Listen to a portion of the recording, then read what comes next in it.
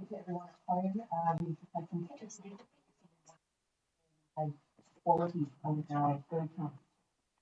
Ladies and gentlemen, we are in the middle of our procedural motion. We're about to vote on that to bring in the item, which is the code of meeting practice motion and disallowed in the legislature. And so, all those in favour? That's unanimous. So we'll now deal with our apology.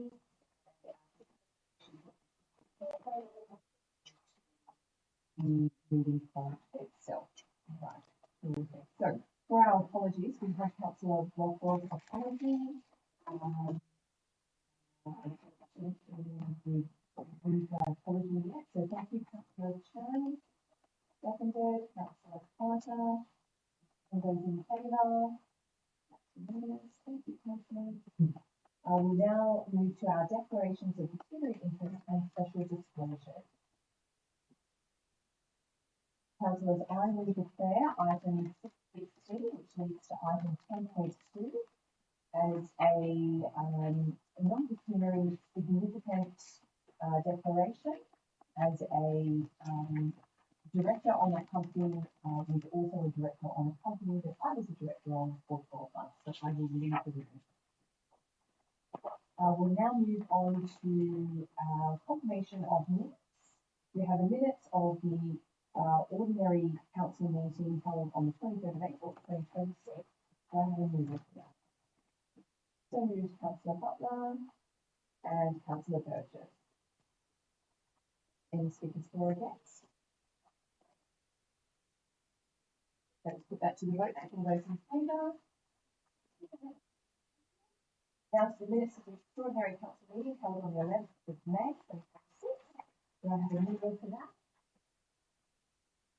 Councillor Butler, seconded, Councillor Burgess. Any speakers on those items? Councillor Burgess. Councillor Carter and I were noted as approving in motion 4.1 and 5. Is it okay? Thank you. So, remove. So it is and Carter from item 4.1 and 4.2 resolve that the recommendations be made separately for item 4.2. Oh, yeah. Councillor Carter, confidential item 5, 5.1, 5.2. Okay. Thank you, Councillor Carter. So we'll make those corrections.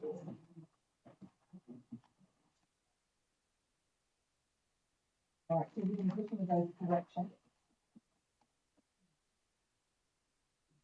We're just adding that to the resolution. Correction to the minutes to remove Councillor Henry and Councillor Carter. 5.2, 5.1, and 5.2. Councillors moving and seconding, happy with those amendments. Thank you, Councillor. If there's no further discussion, we'll put that to the vote. All those in favour?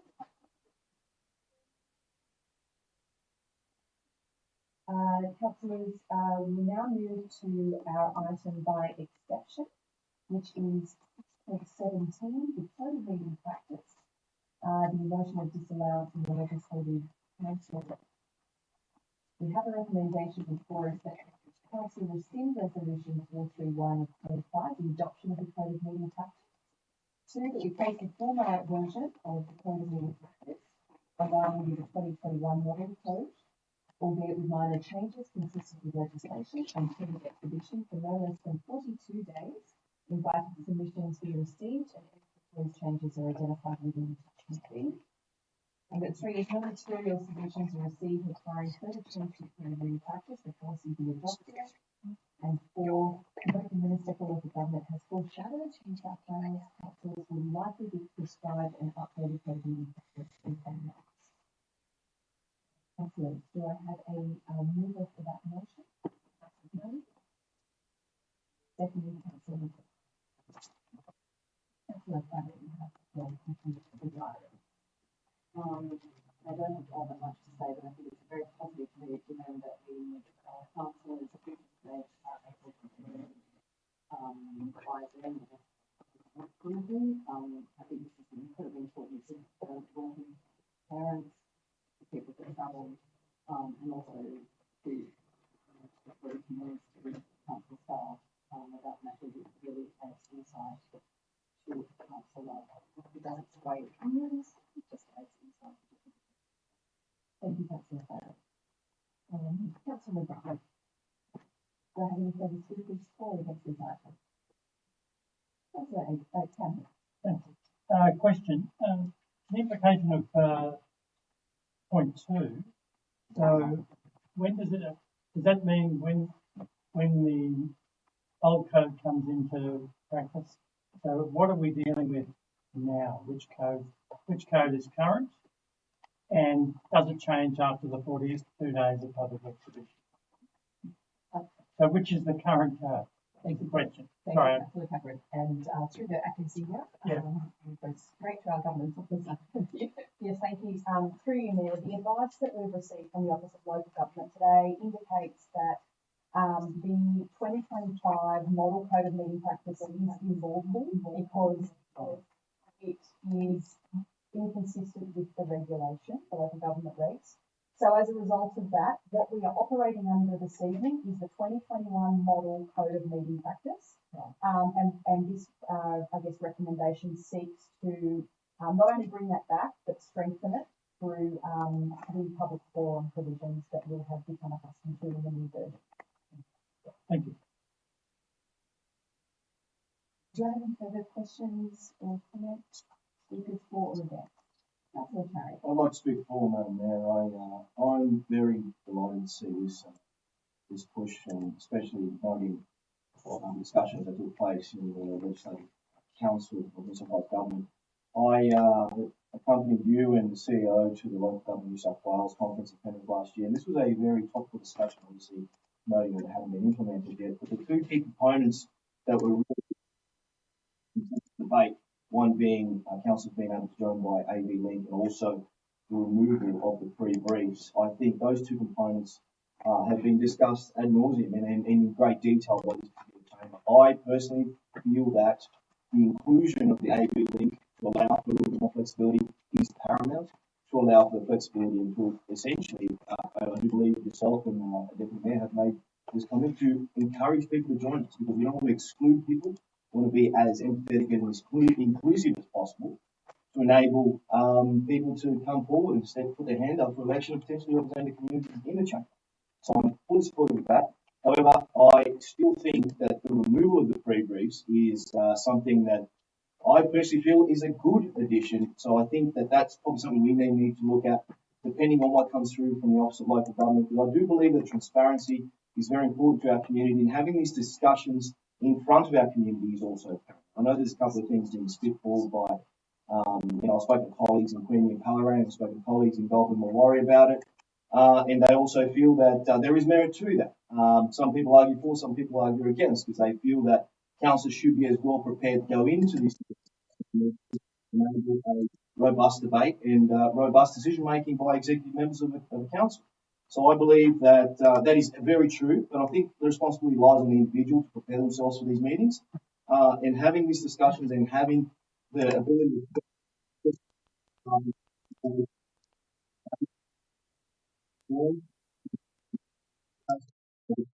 to a website or to YouTube later is paramount. So I need to see obviously how that plays out from the Office of Local Government. There's no further speakers for or against this one. Just back to the vote. All those in favour?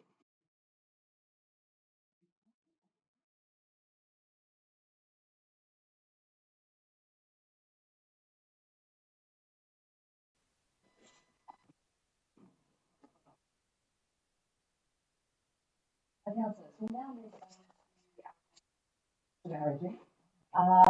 Item 5.1 is a narrative on the future fund and removal of commercial entrance brands in order to the Valley Community Grant programs administered by the Valley Council.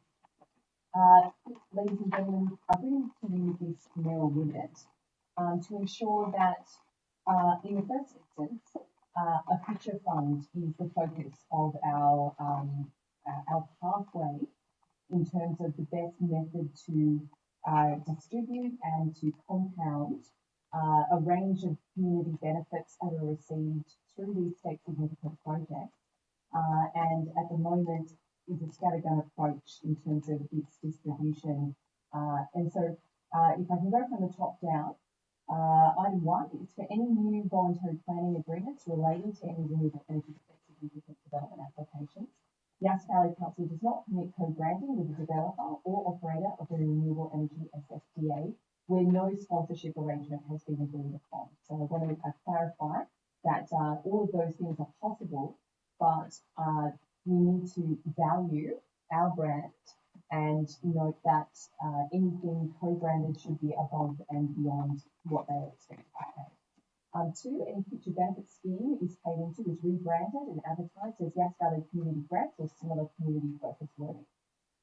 And Council notes that for all prior executed and current voluntary planning agreements, there is little ability for Council to alter such as they constitute a legal agreement between those parties. So the existing VPAs include Wallaroo Solar Farm, Rypark Wind Farm, Copperbella Wind Farm, and Bango Wind Farm. And that 4, Yass Valley Council notes that as per the resource review map of state and regionally significant projects, further SFDA projects are in pipeline within our region. My last check of that map had 18 projects identified. And Council acknowledges the burden versus the return on Council time and resources if further projects are approved by the state and further committee structures are required to administer small pools of payments and manage ongoing depreciation, maintenance and renewal requirements of any assets. And at 5, and probably the most important part of this, a report be presented to Council on the necessary steps to create a Yass Valley Future Fund with one central committee to create a simplified and more strategic process that could allow consolidation of funds from future renewable energy projects into providing for significant infrastructure and public amenity projects. And this may be considered as part of the community benefit fund policy work, which is coming back to our June meeting, God willing. So Council, that is the mayor and with it. I do believe Councillor Chang has in addition to that. Yes, Mayor, with your concurrence, I'd like to recommend an amendment to your mayoral minute. In my recommendation, specifically relates to the establishment of a future fund, and it reads as follows. Point 5, to read, the CEO is to submit a report to Council no later than July Council meeting on options for the establishment of the Yass Valley Strategic Future Fund framework associated with voluntary planning agreement, community enhancement monies received from Wallaroo Solar Farm, Bango Wind Farm, Rypark Wind Farm, and Copperbella Wind Farm, when operative. The report is to address A, compliance with the terms of each voluntary planning agreement and Environmental Planning Assessment Act 1979 New South Wales. B, investment in internally restricted reserve options in accordance with Section 625 of the Local Government Act 1993 New South Wales and Council's Investment Policy FMCP 19. C, governance arrangements, including control, oversight, reporting and decision-making processes. D, options for a more strategic and simplified governance approach that reduces duplication of committee structures whilst maintaining appropriate collaboration with the respective renewable energy components. E, financial modelling of accumulation scenarios over 3, 5 and 10 years, year periods.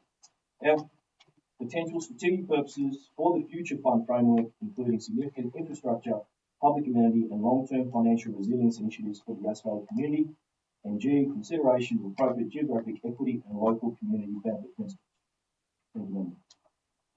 Thank you, Councillor Terry. I'd just like to add the words, the report is to address but not be limited to, where that line appears, just to give our staff as much space as possible.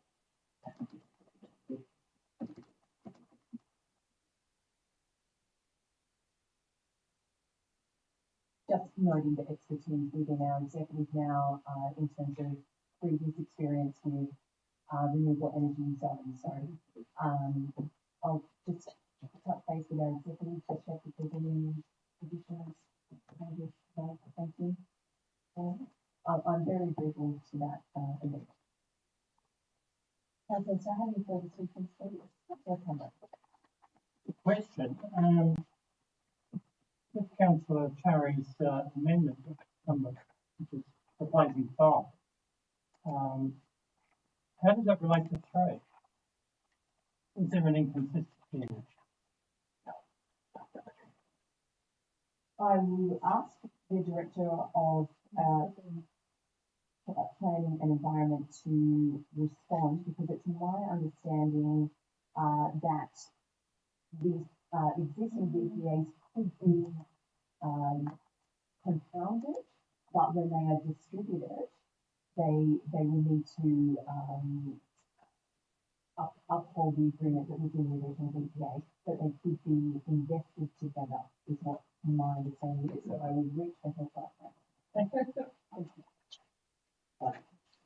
Through you, Madam Mayor, the VPAs as they stand are legal documents that have been agreed to. Yeah. So there's certain areas where there needs to be strict compliance with the conditions of those VPAs. We can do a review to ensure that the fundamental aspects of those VPAs are maintained, while looking at how we can best utilise those in a more comprehensive and strategic approach. It's a very fine line, and we will be needing to seek some appropriate legal advice on that, because we cannot undermine the integrity of the VPAs. So it is a potential that we can investigate, and that will be detailed in the referred to council. Thank you. Okay, so I think for the speakers, oh, sorry. May I speak for the motion, Madam Mayor? Thank you. Madam Mayor, our fellow councillors, the rationale behind this amendment is quite simple and straightforward, as I said. Firstly, I wish to acknowledge the strategic intent behind your motion. I believe the broad concept being represented here is both important and timely, as more renewable energy projects emerge across regional New South Wales. Local governments are increasingly being asked to manage complex community benefit arrangements, multiple government structures, and long-term infrastructure expectations linked to these projects. I think it is highly appropriate for Yass Valley Council to consider a more future-focused approach to how these community enhancement funds will support the Yass Valley over the long term. My amendment is not intended to undermine your vision, Madam Mayor. Rather, it is intended to strengthen the governance architecture around that vision and ensure Council approaches this carefully, lawfully, and collaboratively. Importantly, these funds stem from the VPAs governed by the EPA Act and are tied to legal instruments already executed between parties. Some of these agreements contain locality-specific expectations and governance arrangements which Council cannot override unilaterally. For that reason, I believe it is important that any future model be developed in collaboration with the relevant renewable energy proponents and within the framework of the existing VPAs. My amendment therefore shifts the discussion from a predetermined governance outcome toward a structured investigation of what is possible from a governance, planning and financial perspective. I also think it is important that we remain balanced in our thinking. There is absolute merit in continuing to support local community grants and smaller community-led projects. At the same time, there is also merit in exploring whether a more strategic accumulation model may help deliver larger intergenerational infrastructure and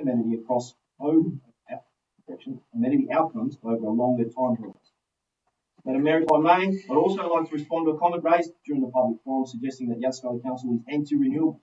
In short, I strongly reject that assertion. As someone who is deeply concerned about the long-term impacts of climate change on a global scale, I openly and publicly recognise the role renewable energy will undoubtedly continue to play as a part of Australia's diversified and sustainable national energy market. Equally, I will continue to support the strong advocacy led by you, Madam Mayor, to ensure that the voices, concerns and expectations of our communities, specifically in Bowning, Fulkham, Bynum and Wee Jasper, are heard throughout this transition. I do not believe it is unreasonable for regional New South Wales councils and communities to expect that these projects are delivered thoughtfully, strategically and collaboratively. In my personal view, there is a very important distinction between being anti-renewables and advocating for better planning outcomes, stronger governance, meaningful community benefit, and a genuine long-term value proposition for the Yass Valley. Thank you very much. Thank you, Councillor Farrell. Do I have any further speakers for or against this one? Can I ask a question? Certainly. Can I just work through just very quickly the amounts of money? I suppose it's to the planning and environment. Could you just advise us what the amounts of money we're talking about here would be very helpful just to give a sense of scope and amounts and etc. Through you, Madam Mayor, I will have to check on the details of a couple of them. For the Copperbell Wind Farm, as an example, the payments of that are $2,500 per turbine per year indexed to CPI. The others are of a similar quantity, but I can't tell you the exact dollar figure because they have been indexed to CPI now, so there's that complexity in the situation, but it is a similar. Yeah, and I think the acting singer can give you some additional information. Through you, Madam Mayor, the value of the farm is approximately 60,000 and Rye Park is around 70 this year. I suppose I just don't want to, in theory, I have no particular problem with the construct. I suppose the issue I have is what we might be potentially promising through this. I mean, we're not talking, billions of dollars. We're talking, a collective of perhaps a couple $100,000, etc. So I think we have to be cautious about what we're potentially promising in this, in the sense that it's important to be able to support activities of our community, and accumulating money is a positive sign. But we are also at the same time sending a message to the communities who are impacted by these particular wind farms and solar farms and the like, that actually the monies may not be distributed for a period of time. And so I think the issue that I have with that is, small amounts of money at a time of quite significant cost of living pressures right across the board, as well as challenges in the ability to access community funding, for example. I like the principle. I'm just worried about the optics of this, because the one way it could be read as, Gas Valley will hold these monies for a future period of time. This is quite a common activity by governments, both state and federally, and they then tend to get used for things that suit particular constituents, etc. It would be good to get a sense of how we're going to operationalise the funds if it's so voted for. And I suppose I would have liked to have seen an opportunity for those that have received funding, for example, through the work of Councillor McGrath and chairing some of these committees, what their responses would be, because $3,000 might not seem like a lot to particular members who are here or watching online, but for those particular community interest groups, that they could be significant. And so the fact that we're holding some of that for at least some time might be perceived as I suppose we want them to buy into the broader logic of what we're trying to do, and I'm not sure we're given the opportunity to do that. I suspect is my principal concern at this moment in time. Thank you, Councillor Cameron, were you looking for an opportunity to speak earlier? Yes, I would like to. Thank you. You have the floor. Thank you very much. Thank you. I appreciate that, and I appreciate the words from the previous two councillors. One supporting renewables very strongly, and the other raising some issues that I'll raise as well. I'm speaking against the motion, and I feel like I'm speaking on behalf of numerous community groups and associations. As we know, council has pulled back to a large extent on providing money for community groups, and we've also been taking other forms of action, going in for getting people to pay for things that in the past they didn't have to pay for. So we are very, as a council, very financially conscious at the moment. And I think, we only had last council meeting, we had a motion on the agenda for the Bounding Hall anniversary, and that was for $268. We're talking a very, very small amount, and we have to get approval to go through council to do it.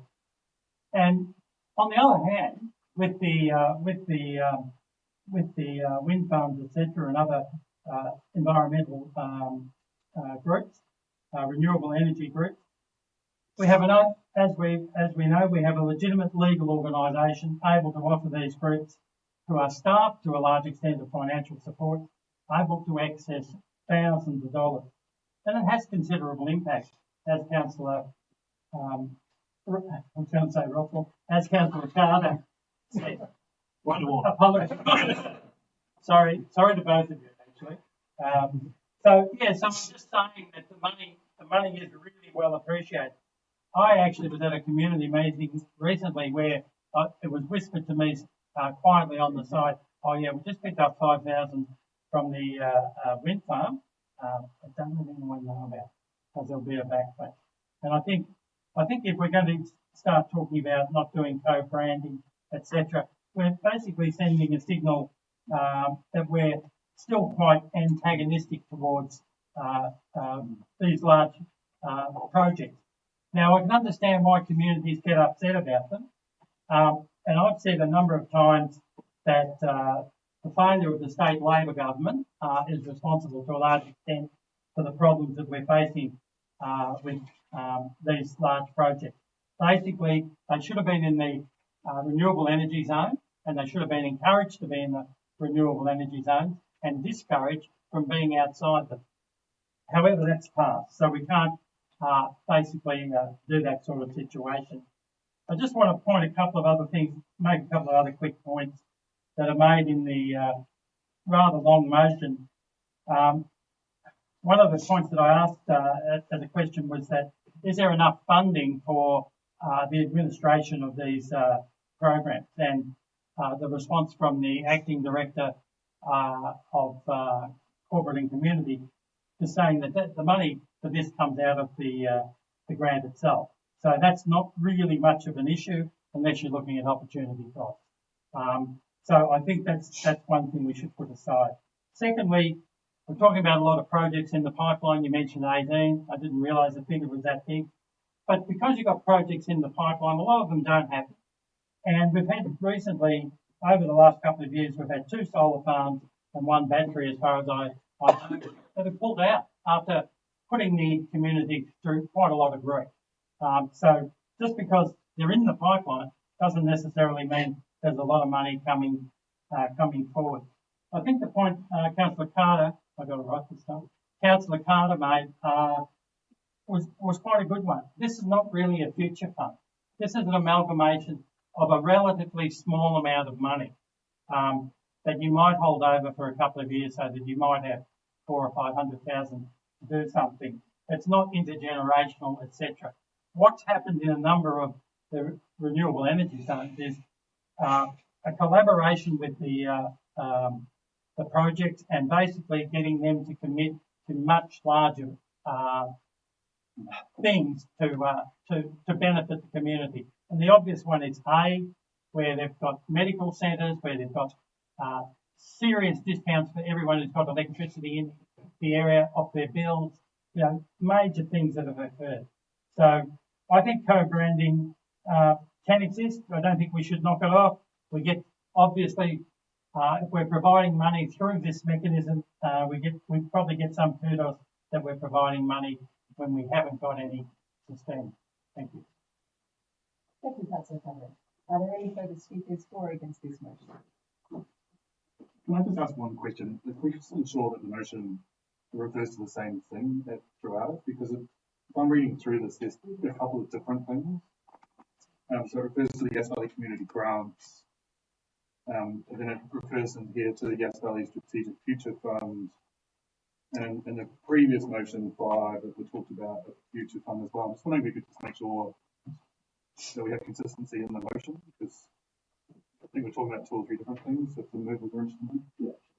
Sorry. So just for clarity, the Yass Valley Future Fund would be the strategic committee and what manages the money, as opposed to the Yass Valley Community Grant, where that would be the way that we publicly face opportunities for the community to apply for any money, whether it's coming from a solar farm or a state significant wind farm, or any of those state significant projects. So that's where that means. Thank you. Councillors, I'll now speak to this mayor a minute in closing. Firstly, I'm very passionate about introducing renewable energy if and when it's appropriate within our community, and Councillor Burgess will attest to the many years it took to get the solar panels at the sewage plant. It took multiple attempts getting that into the budget, but that was great to see. And one of the opportunities that we had to upgrade our lighting, so we had efficiencies in our lighting. Current councillors will see that there was a restricted fund, which while it wasn't seeming like a lot, I think it was around 150k that we were able to accrue in savings. That is something that went towards the current building that we see sitting in right. So I think it is, I want to reiterate what Councillor Cherry was saying. We're not against renewables, but we are looking out for our community and making sure that we're not asked to go above and beyond what should be expected of a regional community, with many state significant projects already earmarked or underway or already constructed in our area. As an example of the future fund capability, under the new legislation that could lock in the community benefits scheme, there could be the opportunity for projects to start to create money that could be declared as potential for a future fund. For example, with the 850 for the solar farms, the 150 for the batteries, and I think it's 1,050 for the turbines. That will start to increase if those are locked in and the projects are of large scale. But there is impact on our community, particularly when they're situated in the villages. So I think it's important that we separate funds that a project should pay with co-branding, because that is of value. And my experience in the media tells me that you don't give anyone a free ride, and we're seeing that in Armidale. They're looking at the idea where 70% of the income that goes into into that fund, 70% of those funds are discharged by the council for master plans that the council has engaged with their community on, while 30% are direct to the community, and the community actually determines where those funds are spent. And that's a fund that should have between $70 and $80 million in it by the end of all of the projects earmarked for that area. So while we are not a renewable energy zone, I think we need to start thinking strategically as if we were, and certainly learn from other communities that are already engaged in this process, so that we can use the time of our executive efficiently, the time of our volunteers on these committees. And Councillor McGrath, I appreciate the time that you've already spent on those committees, and I believe Councillor Cherry is back up as well. Yes, thank you. So this is about setting us up for the future. We may not be in these seats, come 4 years from now, but I want to see a legacy of organisational structure, so that those that want to do above and beyond and want to be co-branded, they should be paying sponsorship money as part of that, or doing extra for their community if they want to be a good corporate citizen out there. So councillors, I commend the motion to you, and with that, I'll put that to the vote. All those in favour of the amendment? That is Councillor Cherry, Councillor Flannery, Councillor Jones, Councillor Burgess, Councillor Butler, Councillor McGrath. All those against? Councillor Cameron and Councillor Qatar. The motion is. Thank you, Councillor. Item 5.2, another narrow minute. We are being asked for our support of the Country Mayors Association for their campaign Invest in Us. So there could very well be the Ian Thorpe down at the Yass Pool practicing over summertime, and investing in your local council means you're investing in our future sports people, whether it be investing in the local library that might inspire the next May Gibbs. All of those take some kind of investment from the Commonwealth, and we're not seeing what we used to see. I think the amounts have gone down to 0.49%. So the recommendation for you is we note the campaign, and it seeks to restore at least 1% of total Commonwealth taxation revenue for local councils across Australia. 2, to recognise the critical role local government plays in delivering essential services and infrastructure that underpin community wellbeing, economic vitality and national resilience. And we support the campaign's core message, invest in us so we can invest in them. And we commit to participating in the campaign through the sharing of the social tasks, the campaign material, engaging with our local media and lobbying the federal representatives to support the funding increase. And there's a request for the Mayor there to get on the computer and write lots of letters. So, councillors, with that, I'd like to commend that mayoral minute to you and see any further speakers for the next session. This might seem pernickety, but I think the adjectives are in the wrong spot. So it says the Country Mayors Association does what? It's quite important. Okay, the Country Mayors Association invites all its member councils to participate in a vital campaign. I think vital should be before follow-on, like vital common funding, because the campaign itself isn't the vital thing. The funding is the vital thing. And then we go down to point 2, which recognises the critical role. Like it is kind of critical. The critical is like emergency, sirens. I mean, I just think we have an essential role. That is our function. And so I don't particularly want to amend the motion, but I do think that we need to get our adjectives in the right spot.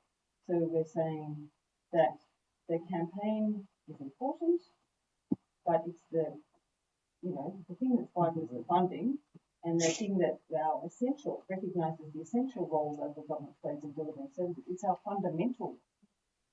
So it might seem pernickety, but it does really kind of echo what it reflects rather than echoes what we do. And the other thing is, I thought the campaign, and I wasn't there, is pretty lame. Like we're going to write a letter, and so yes, let's do that. But I mean, can we think of some other things to do than writing letters? Because that's, I don't know. Can we just try to go back to the Country Mayors Association and something and say our funding is being stripped, and there's certain things that we're not able to provide, and it's probably more than a black and meat. I don't know. They're just not there. Thank you, Councillor Furry. I can assure you that when the Country Mayors Association meets at Parliament House, and we have people like the Premier before us, those questions are asked directly of people like the Premier and the Treasurer. And so we do have opportunities there to collaborate, and we'll be doing the same when we go to federal parliament as part of our other organisations as well. So I'm happy for the word fundamental to be to replace critical with fundamental. Move vital down to restore, so to participate in a campaign advocating for the restoration of the vital Commonwealth system.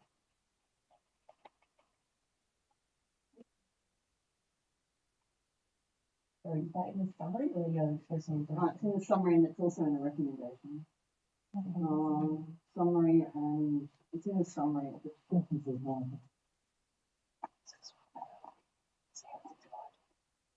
Yeah, that's just in the summary. So I guess the meat and sandwich is the fundamental one. Okay. So fundamentally, okay, that. Thank you for those amendments, Councillor Flatley. Do I have any further speakers for or against that motion? Let's go back to the vote. All those in favour? Sorry. I suppose, and this might seem also pernickety, and I'm just wondering, it's a question of timing. Under the now defunct rules, of course, you were entitled, Madam Mayor, to bring any mayoral minute you wanted to. Under the old rules, on the 9.9, it has to be a question around urgency. And I suppose the timing. Councillor Carter, I'd be pleased if you take a seat. At this point in time, this is wasting this council's time. We have a late report that we brought in which enabled us to do this. In the spirit of getting the job done for our community, let's just get the job done, shall we? May I continue what I was discussing though? I think the point that I would make is that I think we might have missed the boat, which is that the vote was the federal budget, which is very recently just been determined. And so I have no issues with the particular campaign itself. I'm just worried that if we're going to be effective, we should be talking to the particular members at a time when they're making decisions with respect to annual budgets, which is where the federal assistance grant materialises from. I do remind the Chamber that I have mentioned this previously. The last time that the government did pay 1% of taxation revenue was 1993. It's a long time ago. And so while I support the sense of needing to invest in the community, I'm concerned about the timing question. I think we have missed the boat. And so while you may consider this to be against the need to support the broader community, the government can't respond to this because they've set their budgets for the year effectively. And this will only be possible to bring into a conversation sometime in 2027. So hence the question around the urgency, which you're happy about, but actually it's a real question around timing. Thank you, Councillor Howard, for your comments. Do I have any further speakers for or against this motion? Right, let's go back to the vote. All those in favour? That's everyone. Two. Can I ask, excuse me, a procedural question? We were talking about some items being exempted and some that we haven't really said what they are. Just So after the next minute. minute, I can do an in Globo Yeah, to, thank you. to do that. Thank you. I thought you sort of started it. Might have been when we were, offline. I don't know. Okay, thank you, Councillor Kennett. So next mayoral minute is in regard to the Hume Highway and the Yass Valley Way, Burley Griffin Way and Lachlan Valley Way intersection advocacy. Councillors, I'll take it as read that you've seen this, just to expedite this through. Councillors, I'm putting this mayoral minute to you after a fatal crash and a follow-up working group I called to try and raise awareness of this issue in our community, that we have the Hume Highway and we have three major intersections with regional roads that have not seen prioritisation under the South Eastern Tableland Strategic Regional Integrated Transport Plan. In fact, Yass Valley Way is not even identified as one of the 60 priorities, and it's just had a fatal crash in it. So I commend this mayoral minute to you. I'll move. Thank you. Anyone? Anyone Sorry, I'll have to content myself with that here. Councillor McLaughlin, you have a comment? Madam Mayor, thank you very much for this mayoral minute. The recommendations are long overdue. As someone who has a recent arrival in Yass, who used to take my young children to move down to Alba, the number of times that I missed that turn on the Yass Valley Way and saw so many people end up in the crash barrier, and it was all related to the absence of early warning. As you become familiar with these things, you know, but for an unfamiliar person, and I would dare say that the crash barrier there has been cleaned up at least half a dozen times, where people throw the anchors out and try to make the turn and slide into the crash barrier. So thanks very much, Madam Mayor. Thank you, Councillor McLaughlin. Do I have any further speakers for or against this motion? I'll just ask a question of the director. If you needed to expedite any of the treatment on the regional road, for example, the rumble strips, how can you progress that in the most expeditious fashion? Thank you, Madam Mayor. So through you, Madam Mayor, so we're working with the LTF, the Local Transport Forum Chair, who's arranged for an extraordinary meeting next week to consider some safety improvements for the leg of Yass Valley Way onto the Hume Highway. We're pleased to note that we can't do any works on the highway, only on the regional road leg, the Yass Valley Way section. Our engineering services team have commenced a review of the intersection and providing safety improvement report to the extraordinary meeting next week. I value that response highly. Everything that we can do to show that we're doing everything in our power just gives us further clout to go to the state government to say that this is what we've brought to the table in an urgent fashion. Please meet that urgency, particularly given the fatal there. Having taken, having been on site with Councillor Bothwell and the police, that was actually on site at that crash, Sergeant Matthew Carroll and Hume Police District Police Inspector Dave Cowan, having their responses, actually sitting in the car, looking at what could be done at each of those intersections. I wish we could get the Transport Minister in that car to actually hear from our local police just some of the basic things that could be done at each one of those intersections to help save lives. So I'll be taking this further. Certainly it's great that both the Burley Griffin Way and the Lachlan Valley Way intersections have been identified and ranked at 26 of 60, but we need those much, much higher, particularly if those PDS3 vehicles, those, larger mass trucks are going to be on that road sooner than we think or hope. That will be a lot more mass and potential for fatal accidents on those intersections, I believe. And certainly, unfortunately, Ashley Way has proven that intersection is well overdue. Thank you, councillors. I hand that motion to you. My apologies, may I ask a question? Yes, absolutely. Potentially to you, potentially to Councillor Burgess. I had a chat to Mr. Ken Helm recently, and in his time in this chamber, when it was known as Yasco Shire Council, I believe, he made mention that particular intersection was promised to be refurbished to have an off-ramp to enable better signage and allowing for a lot of safe considerations, but primarily through the economic development angle. I'm just wondering if potentially Councillor Burgess could remind us of that, because that's something we could potentially invigorate as part of this Yeah, well, we'd love to hear about it, because I'd love to know more about it. Well, as far as I can remember, with Ken having an interview that's a long time ago, in 95 would have been in 96, somewhere there, that when there's nowhere to go out there. You come straight down there and the barrier's there. You go straight into that barrier. There was supposed to be somewhere to go that way and somewhere to go the other way, as far as I remember. That's okay. I was just wondering, in the report, it says it should not take a fatality to trigger action, yet that is a stark reality following the recent Anzac Day crash at Mountain. And I strongly support the motion.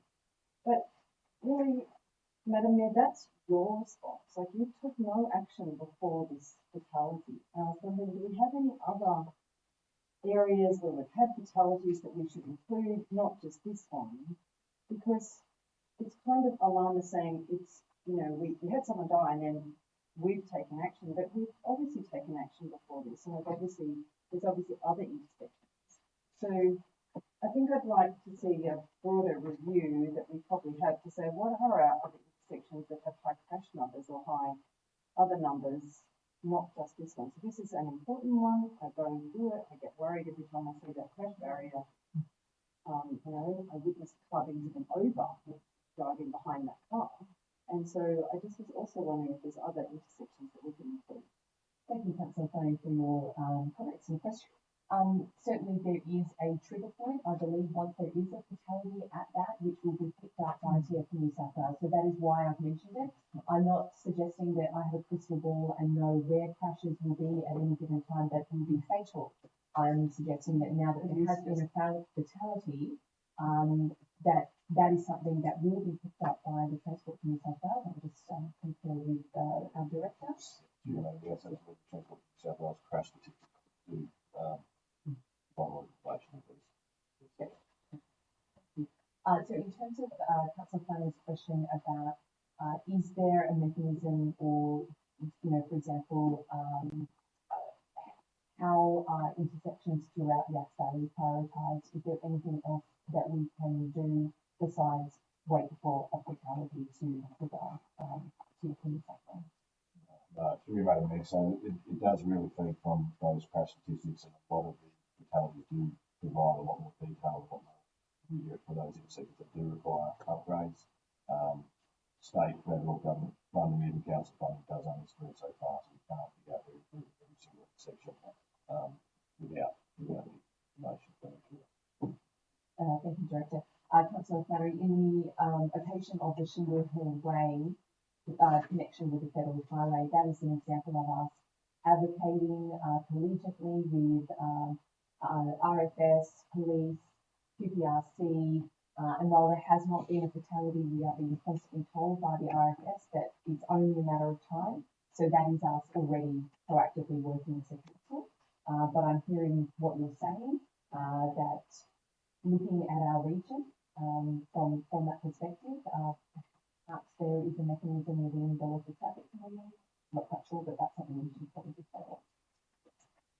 Councillors, do I have any further speakers for that one? I'll just amend the motion to you. All those in favour? Unanimous. We now move. Madam Mayor, Yes. can I, just arising from the mayoral reports, can I just ask a question? There seems to be a view that persists that the mayoral minutes can only be presented on matters that are urgent. I'd like to ask the governance officer if she could clarify what the old code actually says. Thank you, Councillor McGrath. I think you might be referring to the fact that it has been given due notice in the business for its so it's not actually considered urgent. I have not brought it from the floor without notification. That is correct. So clause 3.20 in the former code of meeting practice, which we are now considering for re-adoption, states that the power of the mayor to mayoral minutes.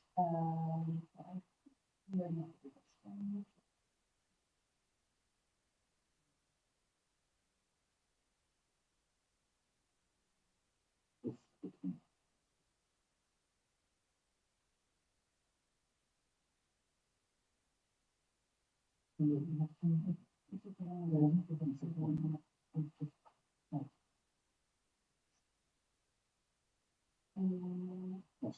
we take that on notice, Councillor McGrath? And I will circulate that advice to everybody. It's on clause 9.9. Yeah, sorry, okay. So clause 9.9, a mayoral minute must not be used to put without notice matters that are routine and not urgent, or matters for which proper notice should not be given because of their complexity. For the purpose of this clause, a matter will be urgent where it requires a decision by the council before the next scheduled ordinary meeting of the council. So if a mayoral minute is presented with notice, it doesn't have to be urgent. Okay, correct. Thank you for your question, Councillor McGrath. We'll move on now to a procedural motion to pass in verbo.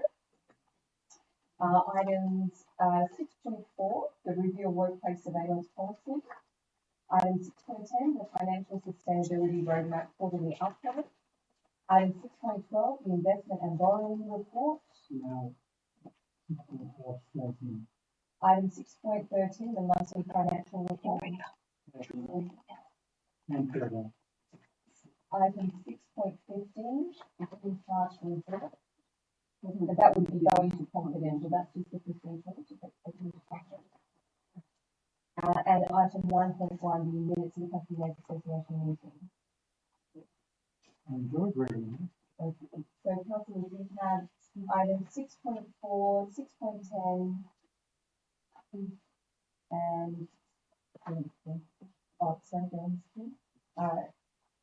6.10, 6.15, and 9.1 to go in verbo.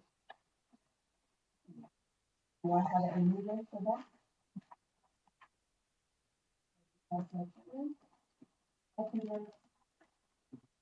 you, Councillor. We're going to in favour.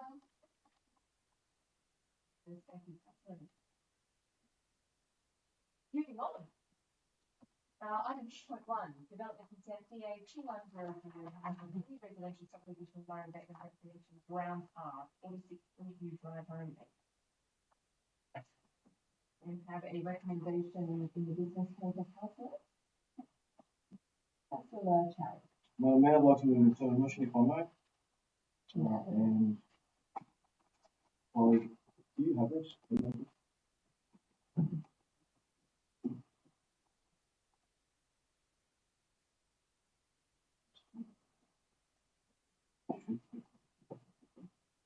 Just while we're waiting, may I read it?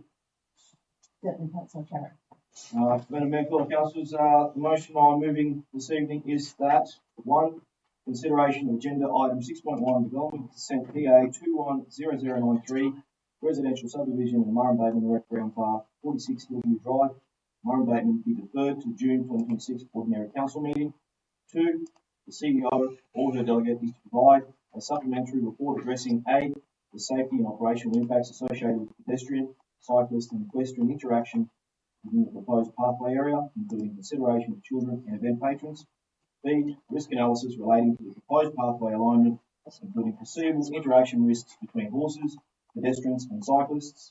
C, workable mitigation measures associated with the proposed pathway alignment, including physical separation measures, operational controls and user safety considerations. And D, feedback from key stakeholders associated with the Murray projects. Thank you. Thank you, Councillor. Awesome. Thank you, Councillor. Councillor Chairman. Thank you, Madam Mayor. Just very quickly, this I guess came to the thought when we had the public forum on Tuesday evening, and we had a representative from the Murray Field Days and also the president of the Murray Riders Club.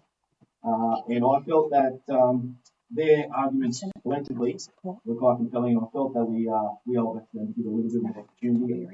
Councillor Butler and myself chaired the Murray Law Corporation. Councillor Butler chaired the meeting. I participated in the Murray Rec Grounds focus group meeting last night, and this discussion was brought informally into this, I guess, the forum, and we heard the objections again in that forum. And I guess what I felt was this is probably an equitable way to ensure not only, first and foremost, I think it's very important to acknowledge the goodwill of the developers, noting that they have provided close to over $500,000 in funds for the bridge that's over the creek line, but also the $51,000 that will be used to develop a pathway wherever that might be, obviously pending approval by this chamber and report from staff. But I guess what I wanted to get to the crux of my argument for this particular motion is give them at least a little bit more of a period to provide that feedback in a more formal sense, noting that the Red Ground Focus Group really only was made aware of it last night. And to ensure that a lot of those safety considerations primarily are, I guess, considered. I know that the president of the Murray Bateman Adult Riders Club was very, very concerned, and I find her argument most compelling because the argument that she was presenting, and I believe I had a chat with a couple of members of this channel prior to walking in here, was that horses are skittish by nature, and when you mix horses with children, cyclists in environments potentially uncontrolled, it doesn't have mitigation measures, we're really setting ourselves up for failure. And I feel we owe it to the community to ensure that we conduct that duty of care to listen to them and implement those safety measures and mitigations with whatever decision we make. Yes, I can. Thank you. Thank you, Councillor Chairman. I'll circle back around. All right. I don't have any speakers against the motion. Thank you, Councillor. Thank you, Councillor Shari, for the amended motion, which I partially support, but wholeheartedly disagree with. I think it's sorry, put it hard. I listened to the very clear presentations from the gentleman from Murray Field Days and adult riding. It's very clear to me that this path will interrupt their activities, their existing users. I am a horse rider myself. That's not a conflict of interest. I'm a nervous horse rider, and I understand what bikes and all of those things can do to horses. It was mentioned that there can be up to 300 horse crossings a day. I know that for certain events you can put up barriers and things, but I feel that we're really pushing on grounds that are unnecessary. There was an alternative proposal to put the path along the creek or the stream. I feel that we could put in some control, go back to the relevant department and look at some controlled activities that we could do there in a high water mark.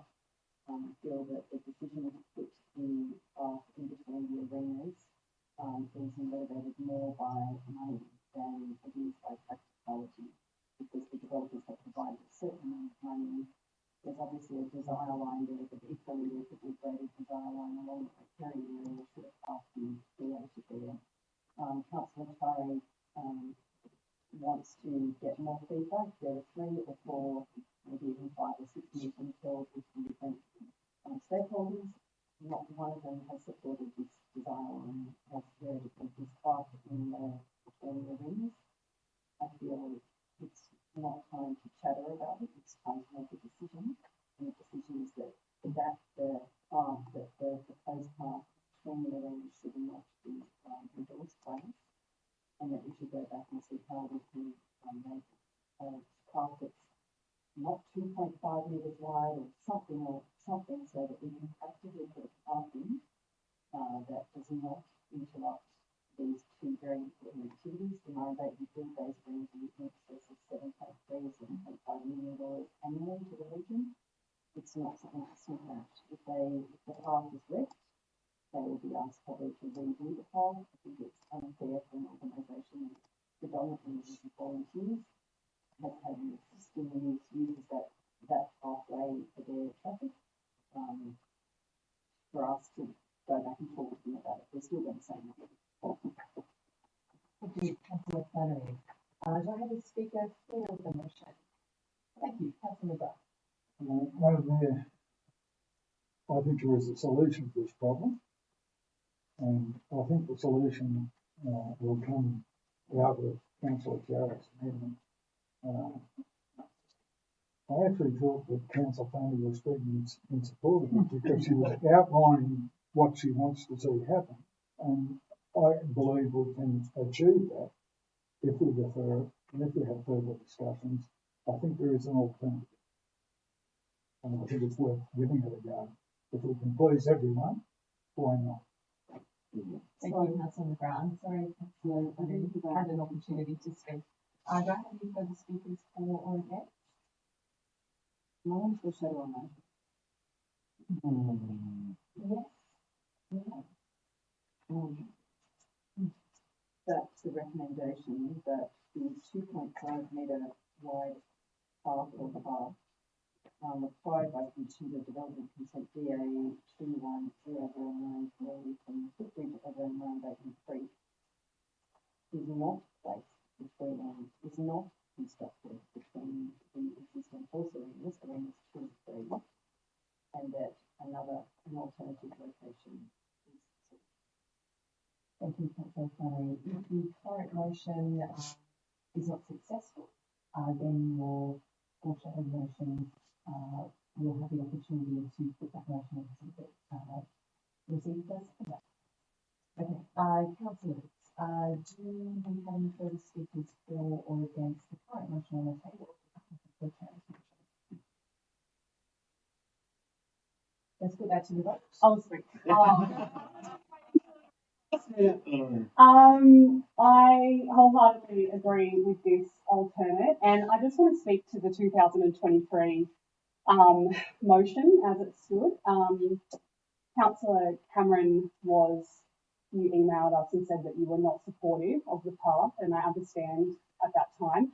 I wanted to clarify that Mayor Jones and I worked incredibly hard on trying to find some sort of resolution, because as it stood in April 2023, we were looking at approving a development that had absolutely no infrastructure to allow for any pedestrians to come through.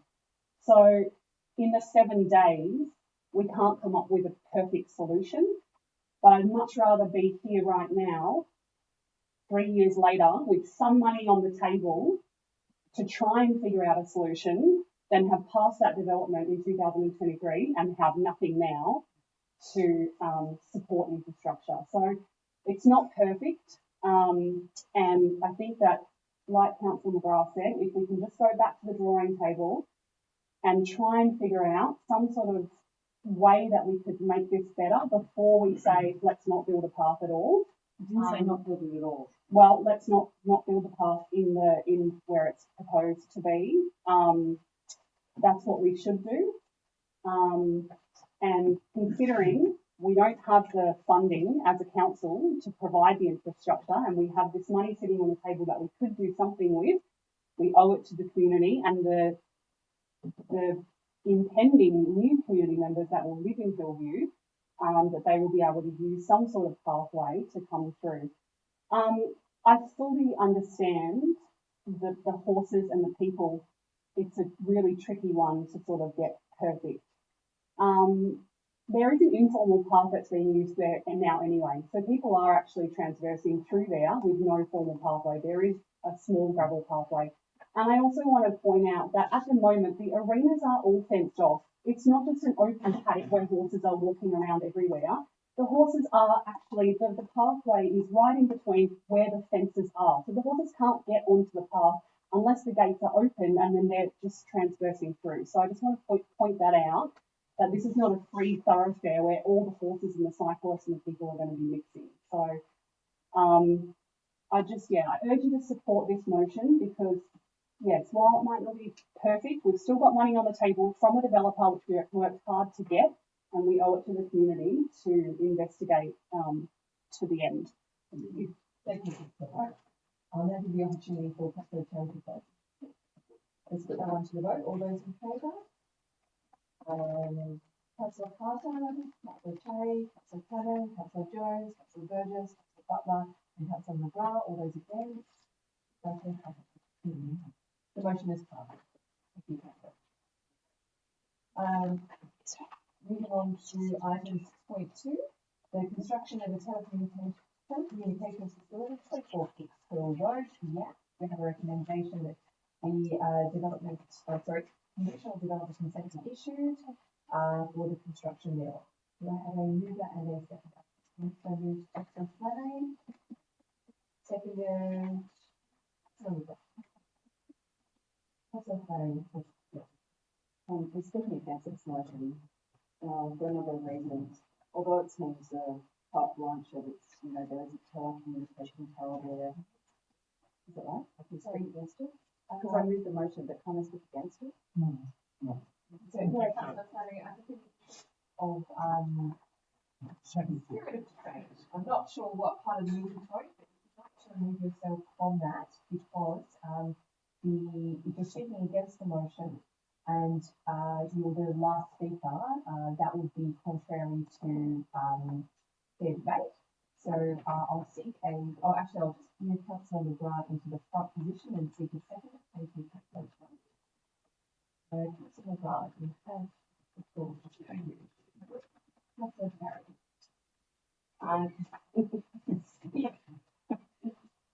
All right. Speak against the motion. So, do we have a speaker for the motion? Councillors, I will speak for the motion from the chair and then allow a councillor to speak against it. Councillors, what we have here before us is a DA consent for the construction of a telecommunications facility at 24 Hill Road, yeah.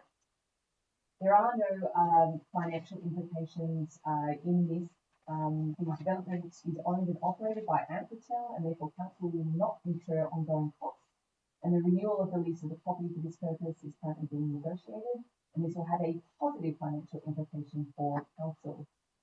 Councillors, we are in a rural community.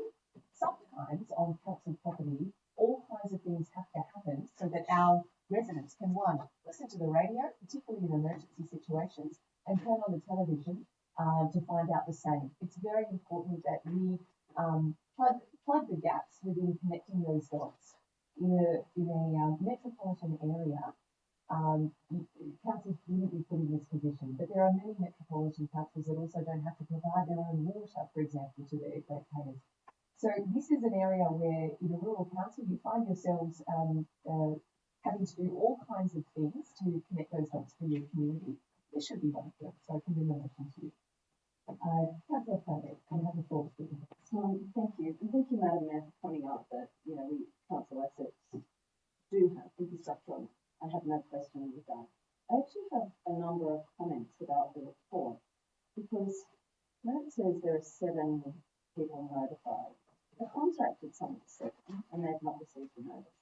One of them being my mother. I have no conflict of interest because I have no land ownership. So that's one thing. But when it talks about visual assessment, the report talks about visual assessment. And it says there's a 30-metre tower, and suck it up if you've got a 30-metre tower. That 30-metre tower I will look at every day, and I just want to know how much higher that tower is than the existing tower. It also talks about, sorry, I should have referenced the page, that the proponents haven't had to do any study showing environmental impact. And given my mother-in-law owns the land immediately adjacent to it, and she's recently done ecological studies on it, there's bats, there's microbats, there's eagles, there's a whole lot of highly endangered species that are critically endangered, and yet this report hasn't had to do any of those things. I have checked the report, which says we weren't required to do it. And so I'm just wondering council's real commitment to sustainability and microbats, owls, a whole lot of things are present. They have a report saying they're present, and yet we have not asked the telecommunications company that wants to put its infrastructure on council land for any of these reports. We've just said it's not required. And electromagnetic effects do affect these animals, particularly microbats. And you might think, oh, she's a bit picky, but this is something that the council claims to have a sustainability base, and yet it's asking us to approve something that has no environmental studies to it. It says it's not required. And I find that a fundamental flaw. One, we didn't consult with myself. I live a kilometre away, as the crow flies, if there's any crows left. There's critically endangered eagles. No, this company doesn't have to do one single report. Why is that? Why does a private person have to do every single report under the sun, and yet a telecommunications industry have to do this? The visual assessment, it doesn't at all say. It doesn't say that it's going to be 10 metres higher than existing, and it just says, suck it up. And not hard to look at, but there they are. Anyway, that's my point. I strongly feel that the telecommunications industry to do an environmental impact statement because it makes everyone else do it. Thank you, Councillor Flannery. I'll stick to advice on this one because, as my understanding, this actual structure replaces a structure that was already on the tower. If we could go through the CEO, the director, it's going high. Bigger. Through you, Madam Mayor, this is a replacement of the existing tower, so the levels of clearance are minimal and they're non-native species, they're introduced species that have a much lower threshold. And given it is a replacement of a tower within an existing facility, the level of studies that are required to support such a development will inherently be lower than development on land. That's okay. So, just in summary, he said, and I'm really confused, that they're non-native species. No, bats, microbats are native species. You're talking about trees. The trees. Oh, I'm not too worried about the vegetation on there. I'm worried about the vegetation immediately next to it because they're influenced by sound waves. Like, all these magnetic effects do affect critically endangered species which are present. There is a report given to the council which are present immediately adjacent. In those pictures, it doesn't show, it just shows this white line and it says it's going here. And when you look at it, it actually looks like it's in the middle of the road. But I can't work out how much higher it is. It doesn't say how much higher it's going to be. Is it going to be 10 metres? Because I'm going to have to look at it. No one else there looks at it because they only ask the people that are on the other side which wouldn't see it. So I just am really annoyed that the council, because they've said it replaces something that's there, they've not asked some of these critical questions about visual impact to make I'm one, and why they haven't actually asked for any studies on. It says it's a very, very, very weak report. And I think we can do better. And said we've got sustainability as one of our core values, and yet we're not expecting a telecommunications company to do any kind of environmental impact study. Thank you, Councillor Flannery. I think that was a little bit beyond a question, but I'll give the opportunity for You could find a question if you want. Okay, I'll ask a question. Can we ask the telecommunications company to do a detailed study and to actually tell me what the visual impact is of a 30-metre tower? Thank you, Councillor Flannery. That's what I was looking for. CEO to the director, is this something you want to do?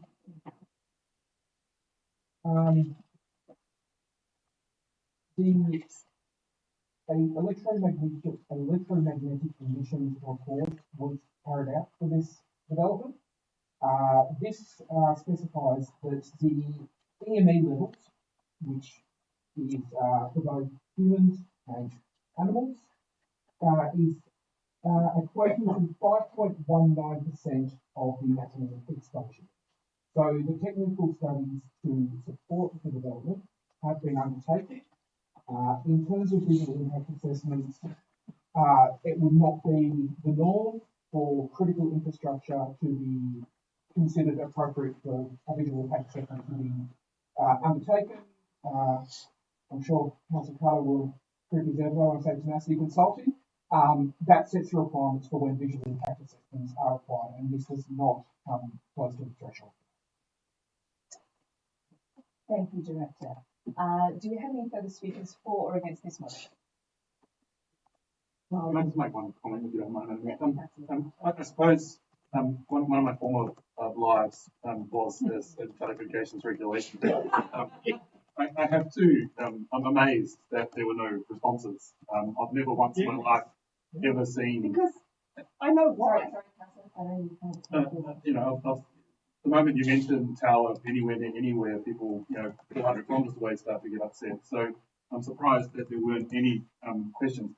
I'm just wondering how confident are we, and it's a question to the Director of Planning and Environment, that those in the immediate and affected areas did actually receive the opportunity to respond to this particular development. And I say it on the basis that new technology is different to old technology. So the sort of underlying issues that are related to that might be different. And so I'm just wondering, are we confident that members from the local vicinity actually did receive the opportunity to respond? And what confidence we have in that? Thank you, Councillor. Yep. Through you, Madam Mayor, the approach that's generally taken for these kinds of development applications is a letterbox drop rather than electronic communication for exactly the reasons you outlined. It gives us much more confidence that people have actually been contacted. I personally did not do the letterbox drop, so I cannot say hand on heart that they were all posted through the letterbox. However, I do have confidence in my staff that they are fulfilling their obligations in this case. And then my mother-in-law didn't receive. Councillor Flannery, I think we need to set that aside because in the meeting process, that's not something we can impact as councillors here. Okay, thank you. So you haven't undertaken the following director to double check on that. Councillors, do I have any further speakers for or against? Opportunity for the mover to vote. Councillor McGrath? All right, let's vote. All those in favour? Councillor Carter, Councillor Carey, Councillor Jones, Councillor Burgess, Councillor Butler, Councillor McGrath, all those against? Motion is carried.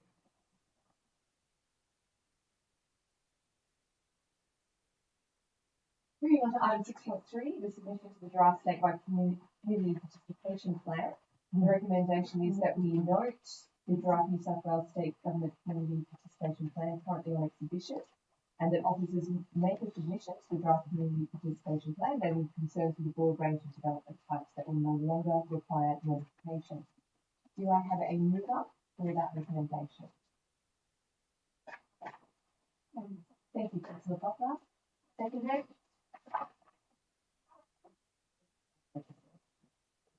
Would the mover like to speak? Just a question.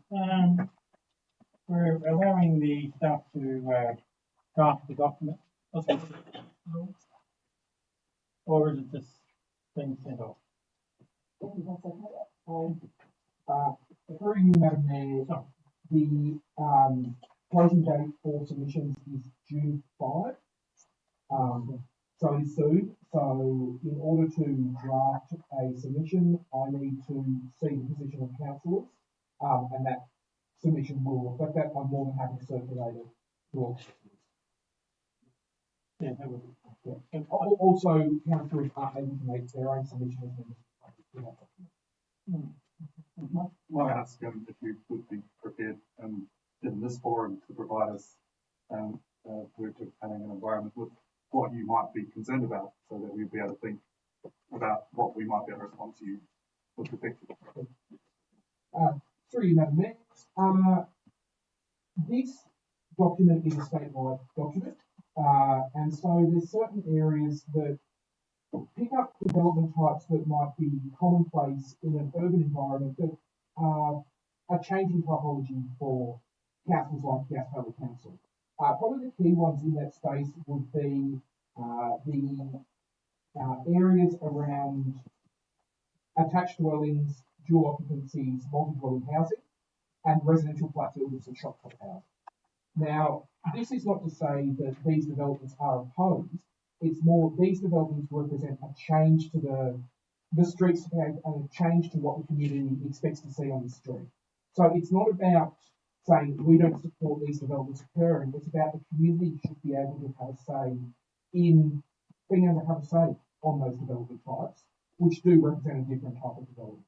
Some of the ones already identified, we tend not to notify on already because they are minor developments, such as minor alterations and additions to residential dwellings and things like that. So no concern over a lot of them, but there are some more intensive, in particular residential land uses that should be perhaps be reconsidered for regional areas.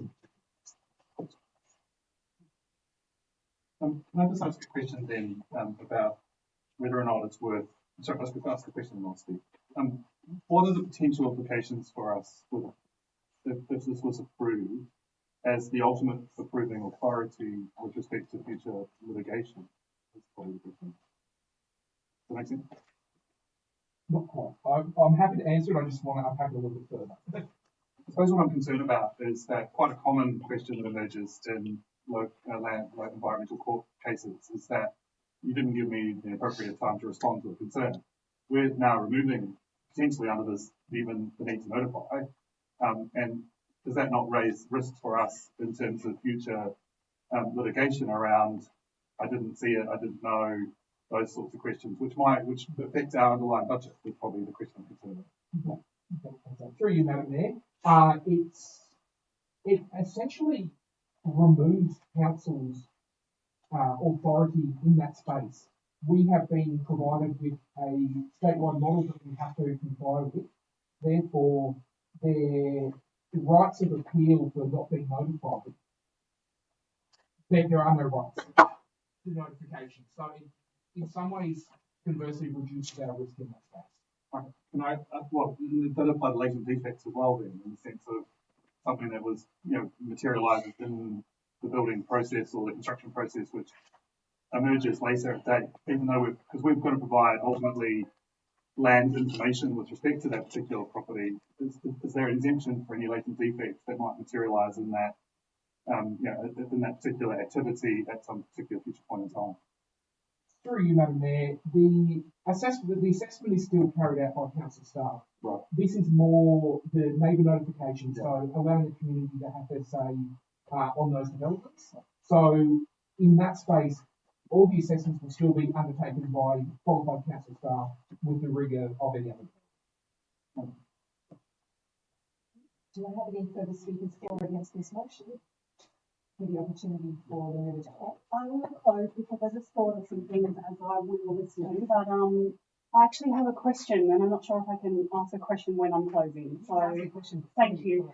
I was just thinking that if this does get passed and our efforts are not seen to be effective, is there internal measures that we can take as our own council to work around it to still ensure that our community members are notified of some way? Have we workshopped any ideas? If this all gets approved and suddenly no one is needing to know about any type of alterations or anything happening to anyone's next door neighbour's properties, is there still a mechanism that we can employ in our own council to override that? That's my question. Thank you, Councillor Butler. And I'll stand to close. Through you, Madam Mayor, there are mechanisms that can be looked at, such as a list of development applications that have been lodged, which can be published on the website. It will just be made very clear that no submissions will be received on those items, because we do not have any ability under the statewide model to receive them. More that we don't have any ability to consider them as a result of this amendment. Okay. So it would be more like a training model for our community to say this is what's happened, and if you want to know what's happening, you need to do this in order to stay afloat of what's happening. So in closing, I just Can I want to ask you a question, sorry? if If it relates to the question we've just asked, that would be permissible. okay, I'll make it relate. How about that? Councillor Butler, feel free. I will. Can I stand so we can have a stand off as you're talking? Am I asking a question of council? You don't know. Depends on your question. Your question. Well, I just don't know well. I am very concerned about this whole process. And my question relates to community notification and things like tree removals. We don't need to notify that we're doing a tree management plan. If we come up with a tree management plan that says we do need to notify people about tree removal, and yet the state government says, no, you don't, where does it sit on that? It's something like, I'm going to say a family place comes up and we don't need to notify anyone about that. That's really problematic. It's kind of to be alarmist. Looking for the question. We'll now give you the opportunity to undertake on this. Through you, Madam Mayor, I'm happy to respond. With regards to the tree removal, this is for tree removal on private land. So the tree management strategy is for trees on public land. So the tree management strategy still exists. This is looking at those private lands. It doesn't exist yet. Yeah. So in terms of Hanley Place, absolutely. That is the crux of the submission I was making. That was under this model statewide approach, Hanley Place would not have had any neighbour notification required. That is the point. That is the point of this to point out that the streetscape of Yass is a very different streetscape to Ryde, and that there needs to be some consideration of changing streetscapes and the ability for the community to be involved. Thank you for your patience. That's all right. In closing, I would just like to thank the staff because as a community member, if this was passed, we all could potentially be impacted by this. And for a local government that's screaming at all of us for transparency and openness, this is actually doing the exact opposite of that. And it's not allowing any of us to have any say. I certainly would want to know if my next door neighbour decided to alter their house significantly, that was going to impact on me. I'd like to know about that with a letterbox drop. So thank you to the staff for jumping on this. And I trust that you have all of our concerns and it will be put forward. And hopefully this does not get passed. Let's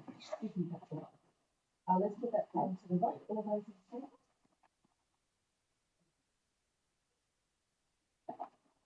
Moving on to item 6.5. The review of the naming assets policy. There are 5 components to that recommendation. Do I have a mover and a second? Oh, sorry. Thank you, Councillor.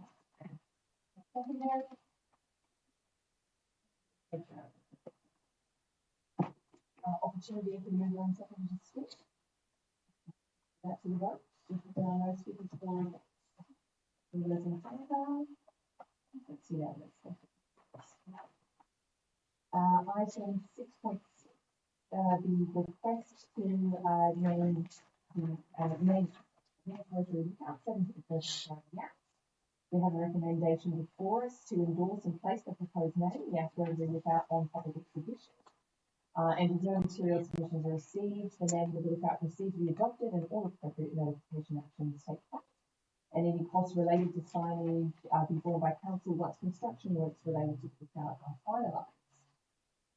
So move to Councillor Cherry and Councillor McGrath. Very quickly, Madam Mayor, this is fantastic to see. Obviously, I've spoken to quite members of the Rotary who approached me to provide some insight to understand what they wanted to achieve, and for us to having supported their DA, or I guess their proposal for this to be gifted back to council once it's completed, and now for it to be named, it's pending the 28th day submission period. I believe that's the appropriate thing to do, and I commend them for their efforts in apology. Thank you. Thank you, Councillor Chair. Would the seconder like to speak? I support the comments made by Councillor Sherry. Thank you, Councillor. That's a good question. Councillor Parker. I fully support the motion. I'm pleased for the development of Lookout. I just wanted to, again, from an optics perspective, we just put a new naming asset policy out for review. Can we be confident that this name of this asset is compliant with that policy? I think it would be problematic if it wasn't. So can we just get confirmation from the staff that they are comfortable that this fully is in spirit of the policy we're actually asking community members to also talk upon while we name another asset under an old policy? Thank you. Sorry, Parker.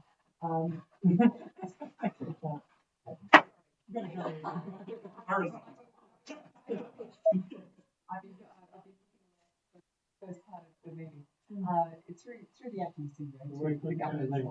Sure. Through you, Madam Mayor.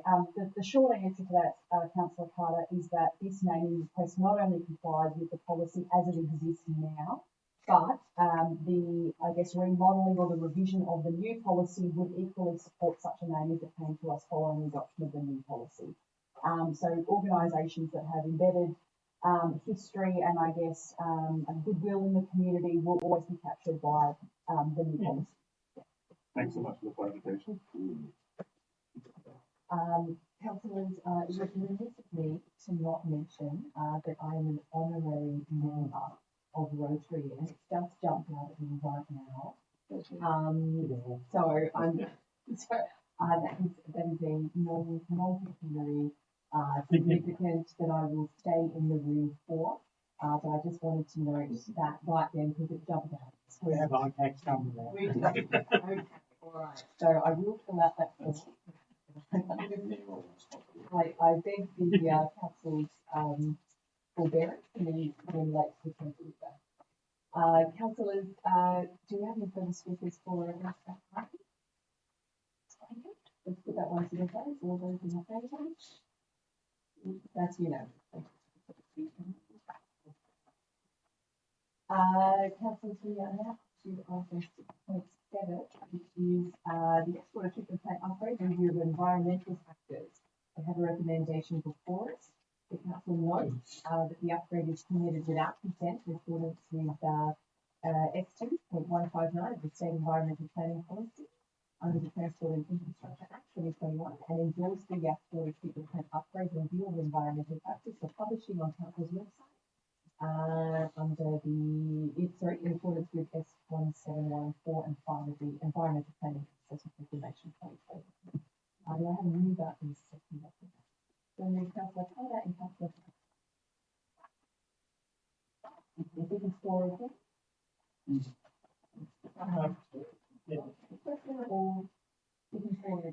Just a statement. It was actually interesting that I was provided with information about. I wanted to know about the 8 ecosystem credits and how that works. Oh, right, okay. And the figure was $30,000, which is an incredible amount of money to do the opposite. But I suppose it's okay in one sense because we're not paying, but it's coming through the grant for the WPP.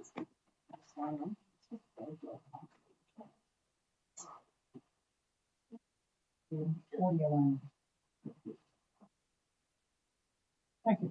I can see the issue with that audio visual. But we do have a backup. So, okay, thank you. Assuming it was. The audio's still going. The battery's not flat. It's still live streaming, just not visual. So do we have any further speakers for or against this item? Okay, let's put this one to the vote. All those in favour? That's unanimous. Now, item 6.8, the update on proposed 15 unloaders on Back Street Road. Councillors, we have a recommendation that council implement a 15-tonne load limit on Back Creek Road. I have this. So moved, councillor Birch. Seconded. Second. Thank you, councillor Butler. Councillor Birch, Yeah, I think we need this 15-tonne load limit on that Creek Road, because big trucks are flying through there, carting the stuff out of Canberra and taking it away down the Ashford Road and Big Creek Road. And they're flogging that new bitumen road to pieces, putting holes in it everywhere. Council's been there and fixed it. They've had to put some new bitumen on some of it. Done something like that. But I was one question, can I ask a question? Is if Booze Crossing is flooded and the people want to get stock out, they can't get out Big Creek Road and can't get the other way, but they can get out Back Creek, can those trucks use it over 15 tonnes? Like an exemption for primary producer. No. Yeah, we got exemption, we got government. No worries at all. We can bring trucks into our place, we can live there. But if the river beats flood sometimes for 7 or 8 days, getting the stock out of Yass River Road, they can't get out Big Creek Road because it floods sometimes, so they can get out Back Creek Road now. Is that, can they use that? Through Madam Mayor, so you would request a permit through council in those circumstances. It would say it's only very minimal days. Yeah,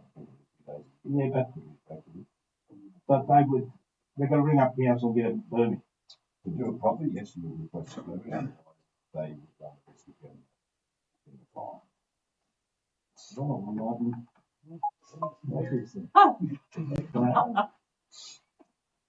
Stop moving it.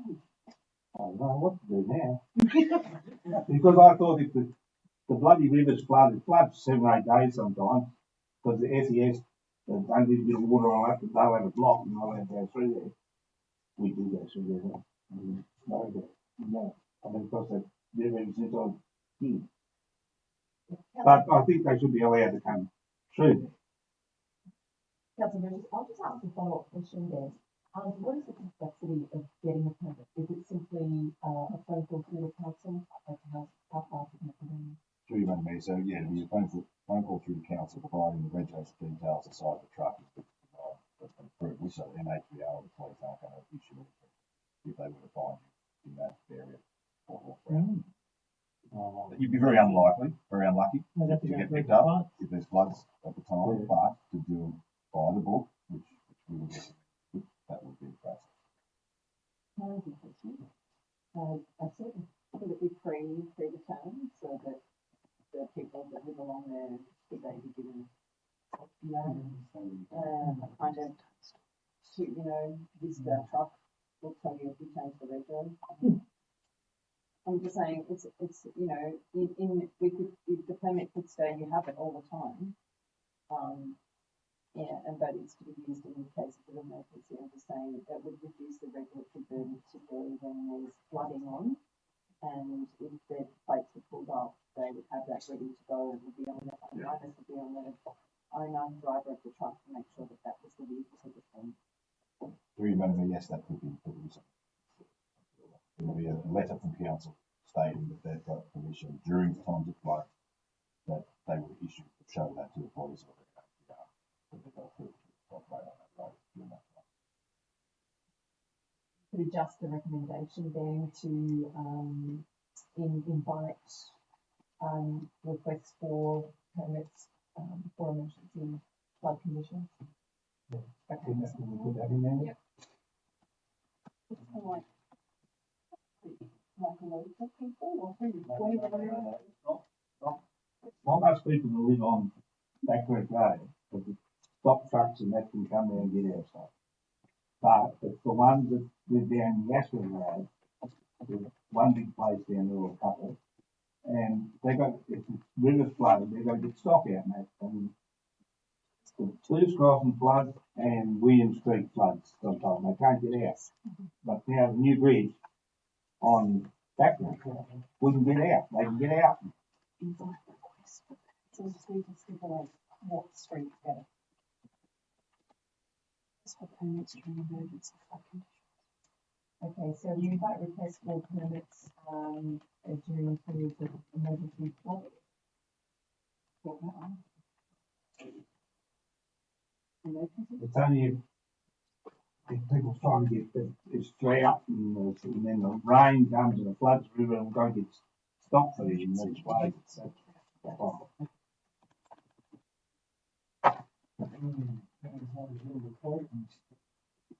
Councillor Burgess, and I just want to give you an opportunity to look at that change and see if you're still comfortable with putting a load limit on Back Creek Road.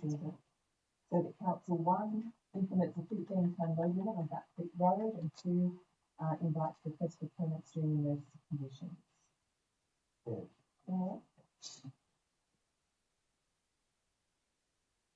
Right, councillors, do you have any speakers for or against this motion? Or Terry? Question through you, Madam Mayor, to the Director. I guess pretty linked to what Councillor Burgess and Councillor Planner are alluding to, but more broadly.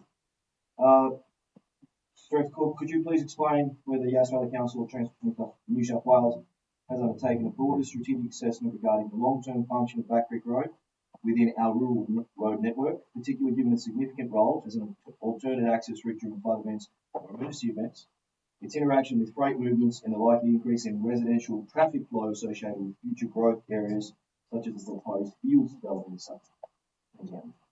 in So Back Creek Road is a classified local road, which recently sealed as the low level crossing which has been replaced, which will increase the flow movement for that area.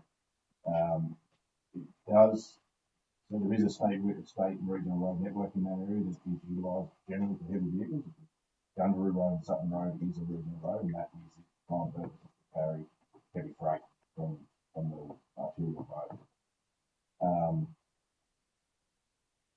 Generally, in times of flood, there is a way out. The 15-tonne load limit would still apply, but we have just mentioned that there would be a permit process or system that we put in place that we get those heavy vehicles out of that flooded area. Yes. Question. Yes, more alluding to the impact of financial. Sorry, that's one. The future traffic flow associated with the future growth areas like the sun. Again, through Madam Mayor, so most traffic flow be used at Back Creek Road, Blue Road, which is not Murrumbateton Road to get back to Yass, or you've got Sutton Gundaroo Road to get back to the highway, or the federal highway around that as well. Back Creek Road will be used as a through road if there's flooding or to get to properties. Councillor Secretary, for the speakers for. So Cameron, speaking for again. I'm not sure. So we can balance the vote. Well, I was thinking of either moving an amendment or making a procedural motion that this be deferred, because be deferred until the next council meeting. What would you like? Would you like to defer it to the local traffic committee because they've, as we've ascertained, they'll be meeting an extraordinary meeting next week? Is that your intent? Yeah. Do you want to send it to the local traffic committee? Yes. Because, can I speak to that now? Can you play around with the motion? That would be a foreshadowed motion because it's fundamentally different, but you may tell us what your foreshadowed motion is. A foreshadowed motion is that this motion be agreed to or looked at the June council meeting. With reference to the local traffic committee? Yeah, with reference to the local traffic committee. Do you want me to explain my point? So what I might get you to do is to actually state it one more time because we can't debate the foreshadow motion, but if you can just detail that motion one more time. I would like to defer the current recommendation for consideration by this council at the June meeting after the objections or the submissions have gone to the local traffic. Consideration. For consideration. Recommendation for consideration at the June meeting following LTF.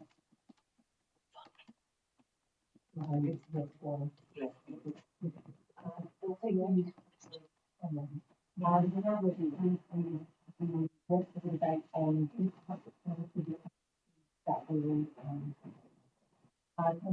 we have any further speakers, shall I get One sort of question, it's probably to the Director of Infrastructure Assets.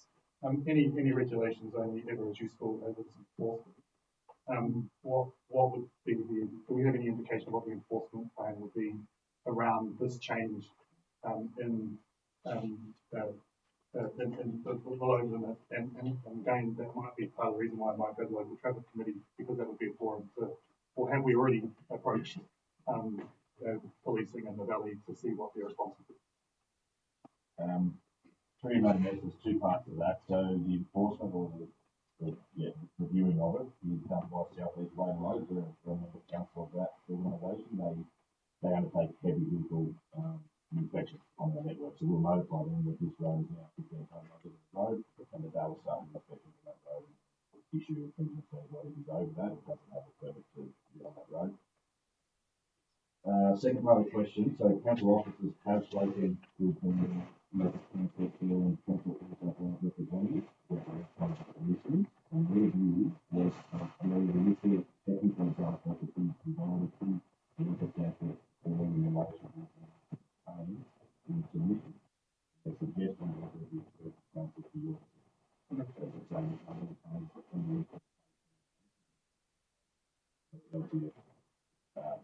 technical advice that they would.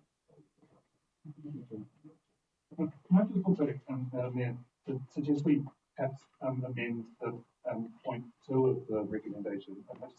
When that's already an option, right? People can request permits for emergency conditions. I think we're trying to talk about sort of a standing permit given to local residents for emergency conditions that might emerge. So I think we're trying to remove that right already exists. I think we're just going to clarify that it's actually something slightly different. So it'll be something like a standing permit for emergency conditions that may materialise or something similar. I think that's the differentiation from what already is an option for all the governments to receive. If that makes any sense. No, I want to clarify what we mean, because it's a standing, apply for a standing permit. Yes, thank you. Is the member in the second? I want another question. Can David trucking companies in Canberra, can they get permits to drive along their Back Creek Road and dump their dirt down Gibbs Creek Road? I'm sure they can't. Through Madam Mayor, so no, they would have to put a request in. If they're over 15 tonnes, they can't use that road unless they're delivering on that road somewhere. Yeah, I understand that. That's fine. If they're using it as a through road, no. They will never get a permit. No. Can we include local residents?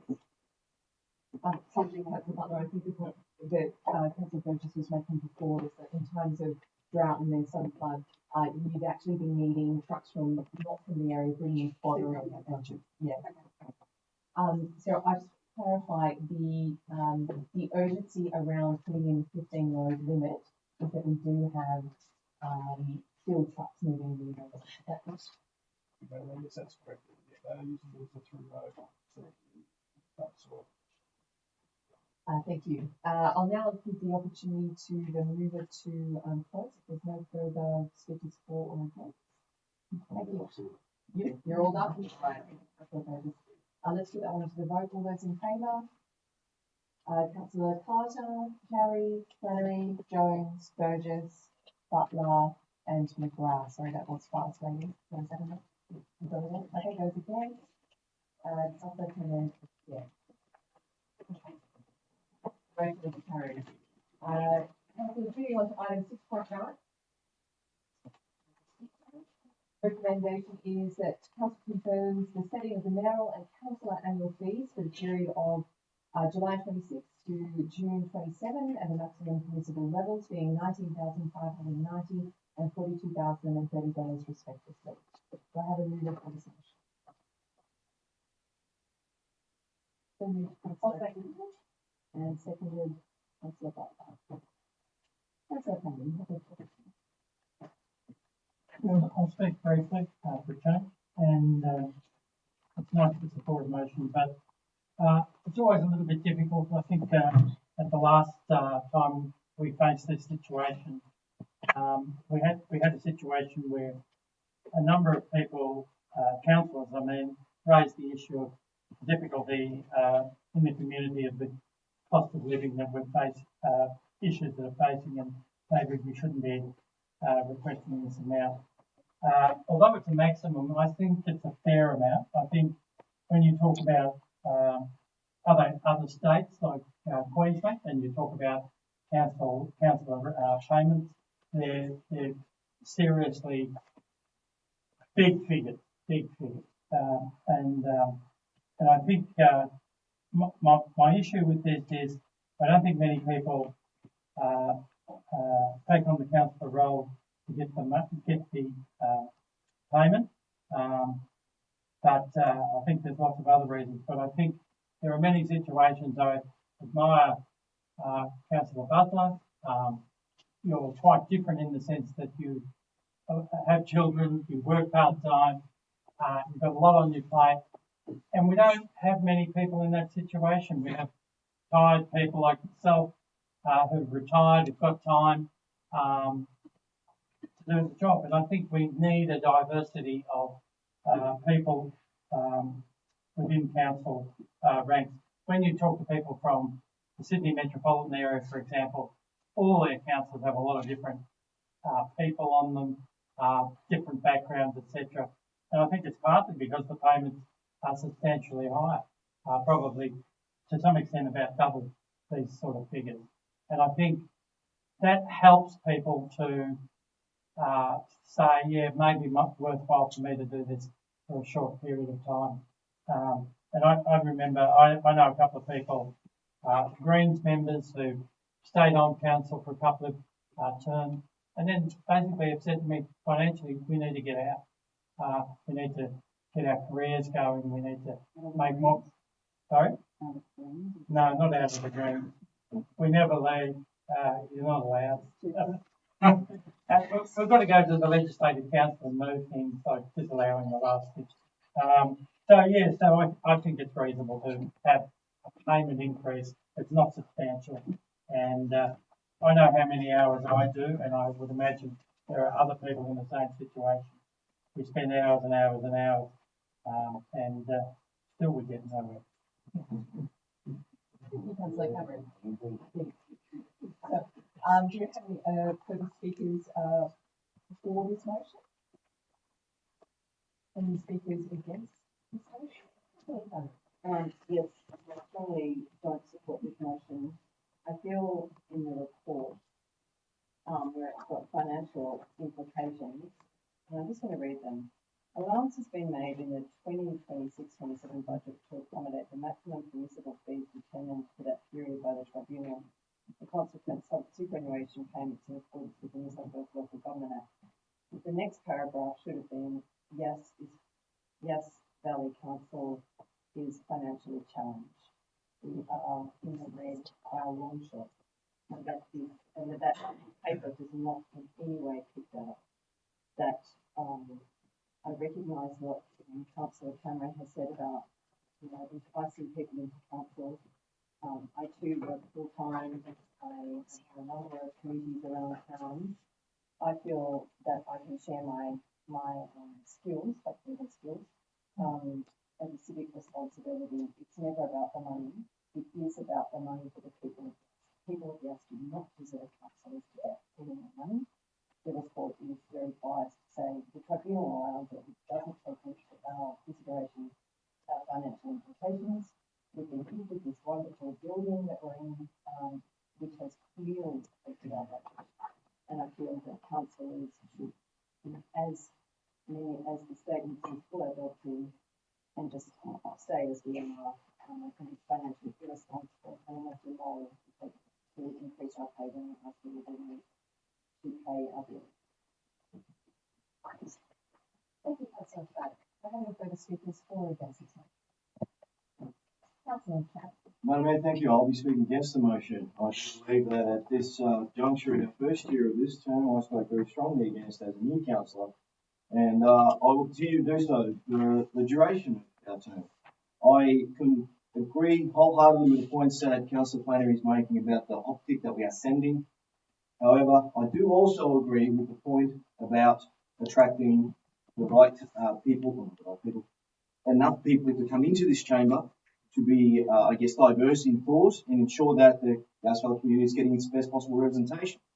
So yes, there is that crux point and I guess that balance point, but I think predominantly when we are talking about financial struggles within Yass Valley Council, it is a very bad optic for this council to vote on giving ourselves a pay rise while expecting the community to pay more for services and to pay more for rates potentially, and across the board to raise the whole range of service, costs and as such. So I think predominantly I feel very uncomfortable receiving any additional remuneration.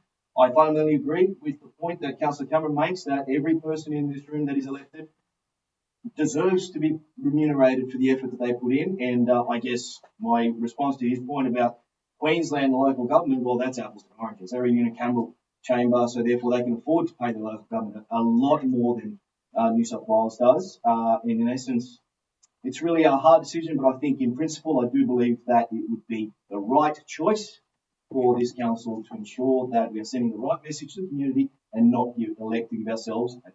Thank you. Thank you, Councillor Cherry. I note that we are under the old book, so a foreshadowed motion is the appropriate way to progress that. Do I have any further speakers for or against? I'll just speak briefly as well, Madam Mayor. I will speak against it. If I could just say, as we discussed last year, there might be a summary of what I would say, but I think again, I completely concur with Councillor Flannery and Councillor Cherry here. And it's up to the question of the space we're about to go out and ask our residents to pay more, as foreshadowed with respect to the conversation on with respect to a special rate variation. I'm just uncomfortable optic to then say, hey, give us some more as well. I make no statement about the hard work that every member of this chamber puts in and the dedication they have to Yass Valley. I have to admit, I don't like the term remuneration in the report. This is a fee. It's not remuneration tends to suggest, moving towards salary, that type of question. This is a fee for, which is not representative of any of the work that any of us put into the job. And if one wants to do the job itself, properly, it certainly takes significantly more time than any of what that represents itself. I'm just concerned, as always, with the fundamental, and I mentioned it 6, 7 times, the optics of this. And so it's no judgment against any of the councillors, and if people choose to take it, that's their, and if it succeeds, that's their prerogative. Again, I'm just concerned with how it looks to the community. But thanks very much for the opportunity to speak. Thank you, Councillor Carter. Do I have any further speakers for the motion? Councillors, at this time I will speak for the motion then. Councillors, you are not immune to the cost of living rights when you go in to buy your groceries like anyone else. You don't get a special discount because you are a councillor, and in fact, if you did, that would be of concern. So when we go in and we purchase our groceries and put milk and bread into our freezers and fridges, we do so having committed to this role for a 4-year term. I think it's important to note that how you start out as a council is probably how you should continue, because there is a window of opportunity for a councillor to step away in that first, I believe, 12 to 18 months.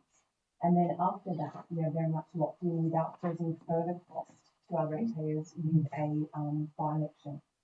And so if a new council was of a mind to drastically reduce the payment of the fee to councillors, I think it would have been prudent for us to do that at the very beginning of the term.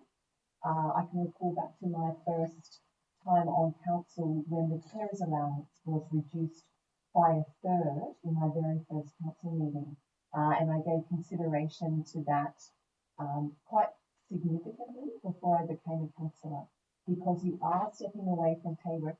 Councillor Flannery, each councillor is given an opportunity to speak, and when you're putting your hand up while it is another councillor's turn to speak, it is quite distracting. So just don't look my way. Like, sorry, but I'm not being distracted, but I just don't understand how. down. No, you cannot tell me what to do with my hands. Like, let's be fair.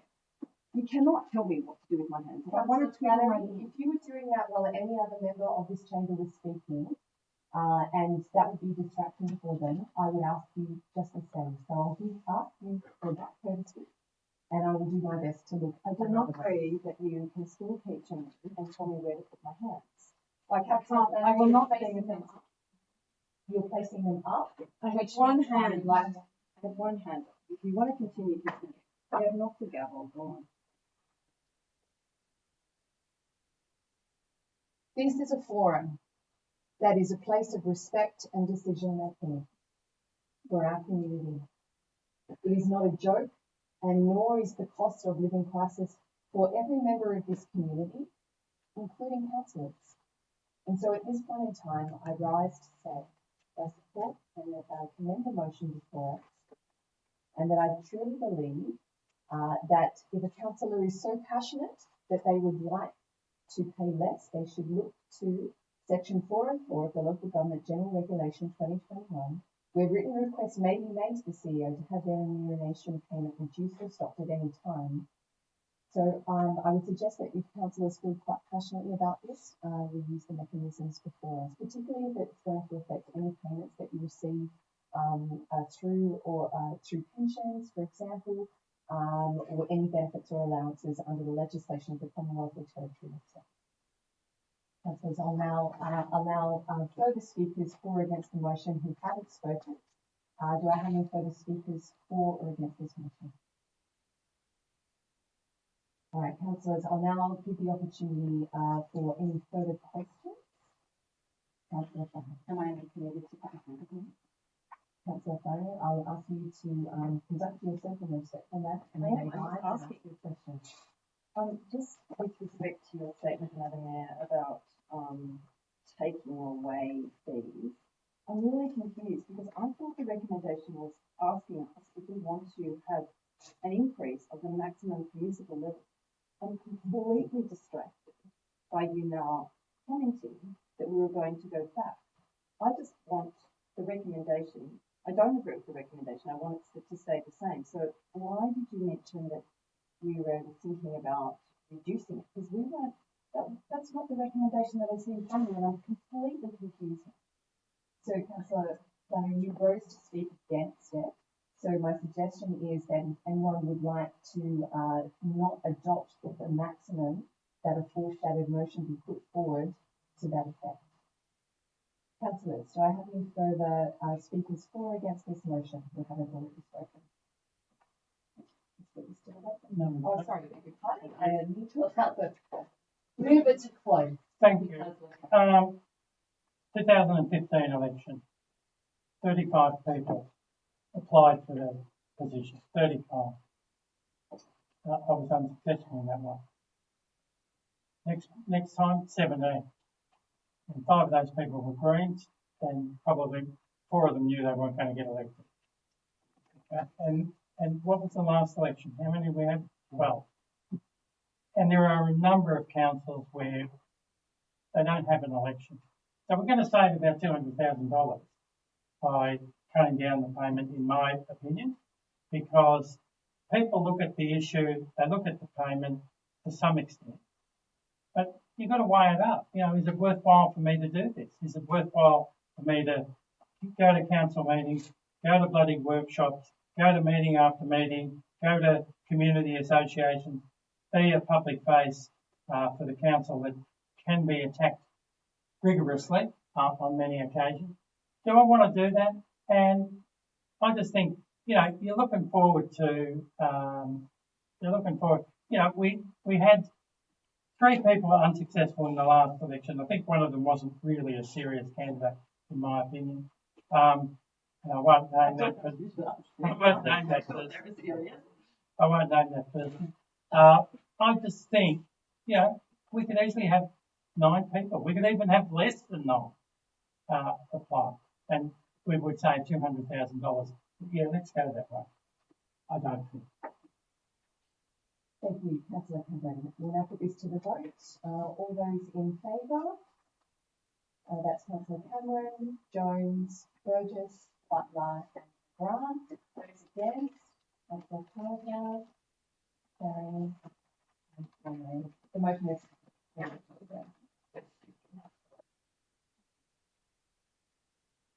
Moving on to item 11, the third quarterly review process. And if I could invite, I'm suggesting the guy to join us for this section if we have any questions. So, Mr. McGuire, if you could join us in. Oh, sorry. Sorry. If you actually join us at the podium, Oh, that's probably the best. I'm all big one. Thank you, councillors. We have a recommendation before to adopt the adjustments and in accordance with the local government general regulations that note our financial position as at 31st of March 26 as being satisfactory, having regard to revised projected estimates of income and expenditure from this review, and note that the 25-26 third quarter budget review statement will be provided to the Office of Local Government. Do I have a mover for that motion?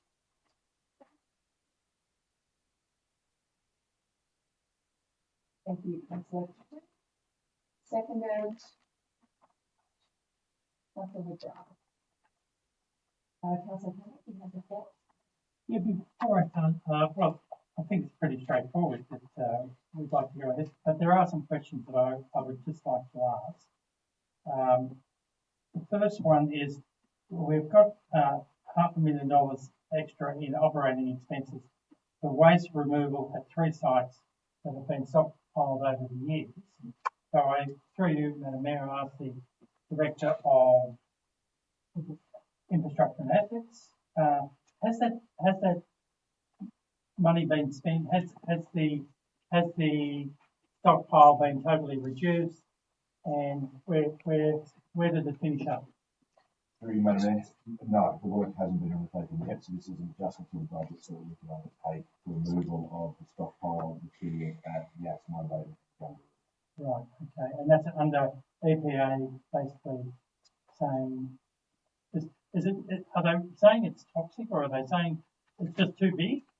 Through you, Madam Mayor, so there was an RFS request or concern about the Gundaroo waste pile. EPA was notified of that. They've since come and inspected the site. Yeah.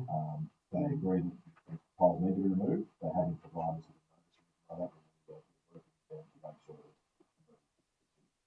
Okay, and the second question relates to the Chief Financial Officer. Some of the capital expenditure, the sale yard remediation, the old gas works and landfill, which was actually a little bit over 5 million, it's not being done this year. It's been pushed back.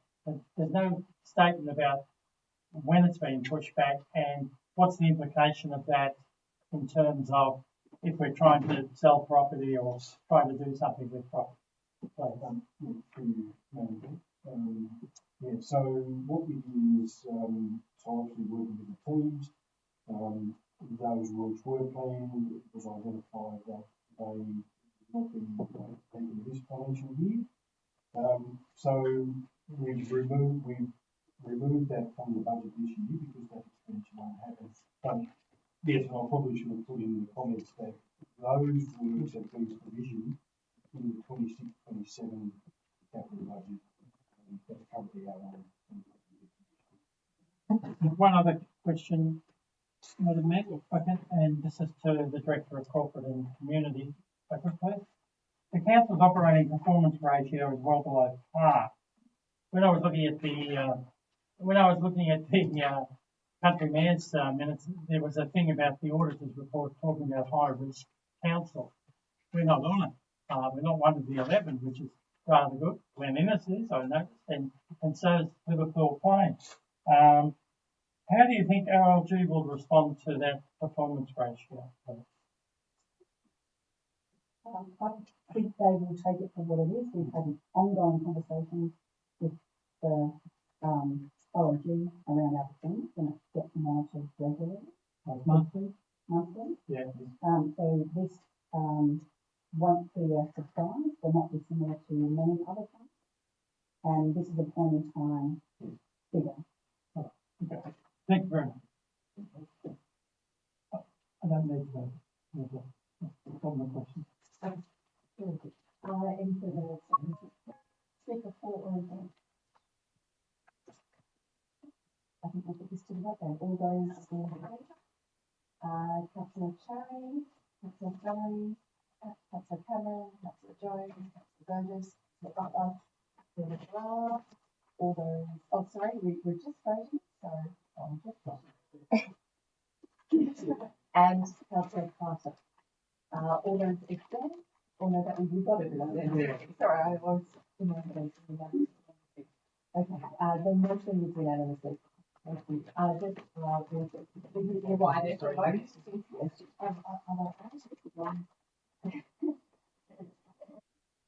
So item 6.12, investment and borrowing report. We have a motion there to note that report covering the period of 1st to 30th of April 2026. And the mover and the seconder, please. So moved Councillor Cherry, seconded Councillor Carter. Question to the Chief Financial Officer, please, through UNED. I noticed that $2 million has not been reinvested. What's happened to that? Is that for operational expense? No, so those investments did mature. Yeah. One was the beginning of April, and the second was May. So those funds did go back into our operating account, but we've now looked to reinvest those funds this month. So we didn't quite get to reinvest last month, but we've now reinvested today and tomorrow about 6 million funds. We had some more mature in May, so we've now reinvested 6 million back into first. So it'll be about 27.2 at the end of May. Thank you. Councillors, do I have any further speakers for or against this motion or further questions? You might have to brief question, Adam, there.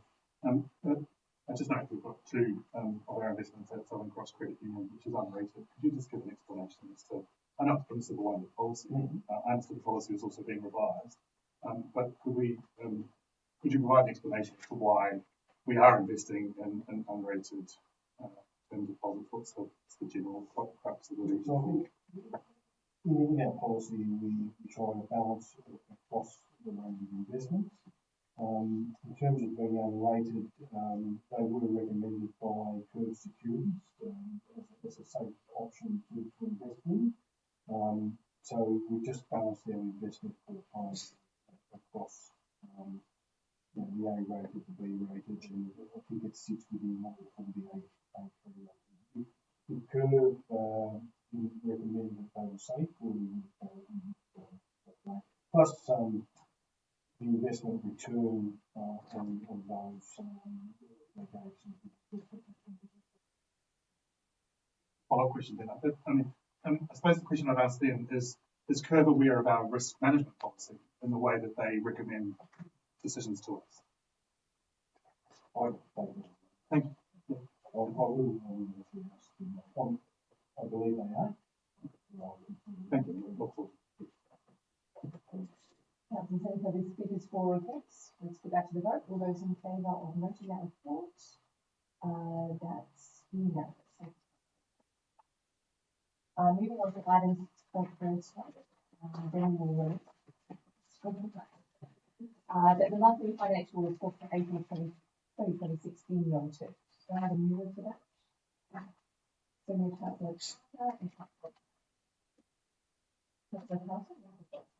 My questions with Madam Mayor, and I reserve the right to speak to the motion if that's okay with you. Can we just confirm that this has been updated with respect to the disclosures that we had at the April meeting with respect to grants and other income? So this report is based on, this is a budget that quarterly budget review too.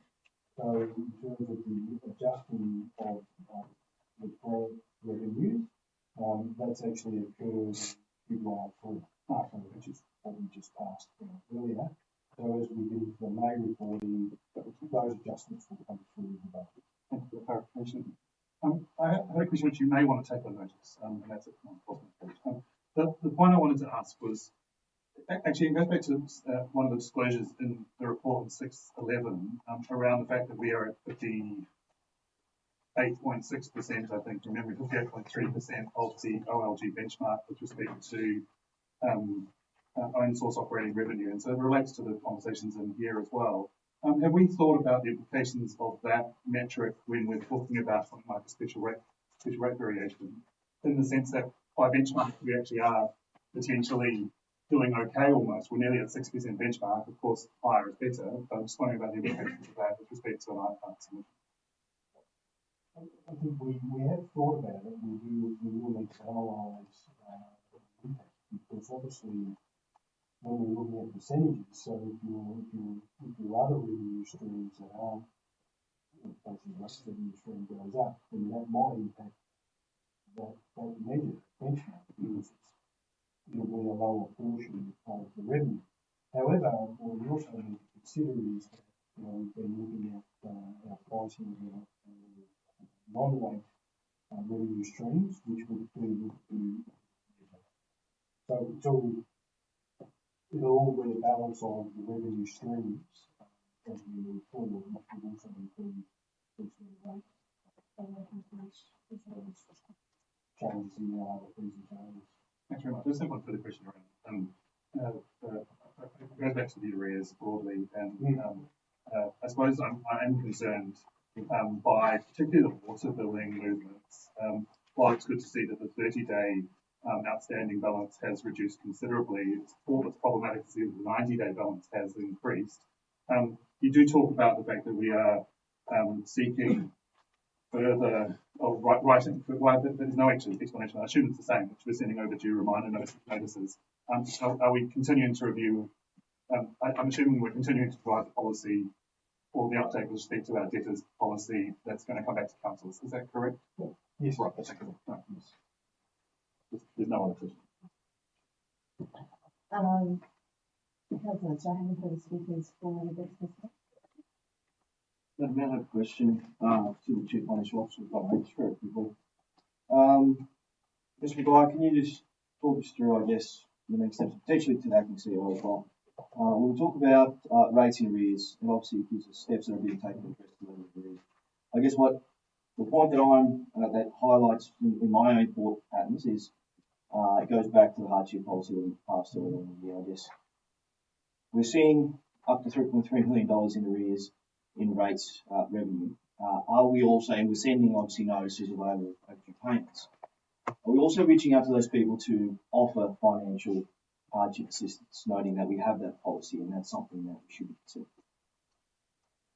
So when we're here talking with our rate companies and our team, talk to them quite often, we do offer and suggest and refer to the hardship policy.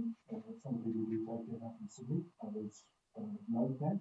So I mean, we're not financial counsellors, but we do offer that, and it is on our website, and we point people to that hardship policy.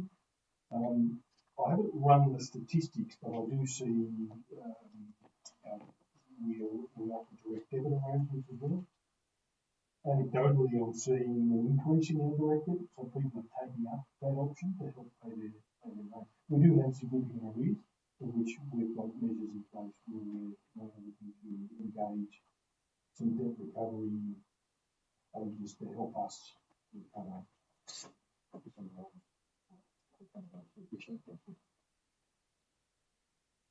Thank you, Mr. Maguire. Do I have any further speakers for or against the motion? Councillor Carter, would you like to close? Let's go back to the vote. All those in favour? That's unanimous. Thank you, councillors. I'll leave the speaker motion councillors to extend the time for our meeting, and thank you, Mr. Maguire, for your answer there. We're now at 6:40, so can I have an extension of till 7:30? I'm sorry, I can't stop myself. No, Councillor Flannery. Can I have a mover for procedural motion? Also moved. Thank you, Councillor Maguire. Seconded, Councillor Cherry, to extend to 7:30. Let's go back to the vote. All those in favour? That's Councillor Carter, Cherry, that is unanimous. Thank you. But do I have permission to leave this not just one? You don't need my permission to leave, Councillor Farrow, if you need to. We're not saying consent to. 614, the monthly key incoming and outgoing correspondence. That the recommendation is that the incoming and outgoing correspondence be noted, but Councillor Cherry is on his feet. I just wanted to ensure that I get an opportunity to push, to move the motion if I may. Madam Mayor, I'd like to move the following motion. That one, that the incoming and outgoing correspondence be noted. Point two, Council reaffirms its formal position regarding the future of Parkwood remaining within New South Wales and the importance of protecting the long-term interests of Yass Valley residents. Three, that the Mayor write to the New South Wales Premier, the Honourable Chris Minns, and the New South Wales Minister for Water, the Honourable Rose Jackson MLC, inviting them to visit the Yass Valley for direct engagement with councillors and executive staff regarding A, regional water security, B, future cross-border infrastructure planning, and C, the long-term implications arising from the ACT government's correspondence. And 4, Council acknowledges the importance of maintaining constructive intergovernmental relationships whilst ensuring the concerns and interests of regional communities are properly represented within future negotiations impacting the Yass Valley. Thank you, Councillor Cherry. Do we have a seconder for the motion? Seconded.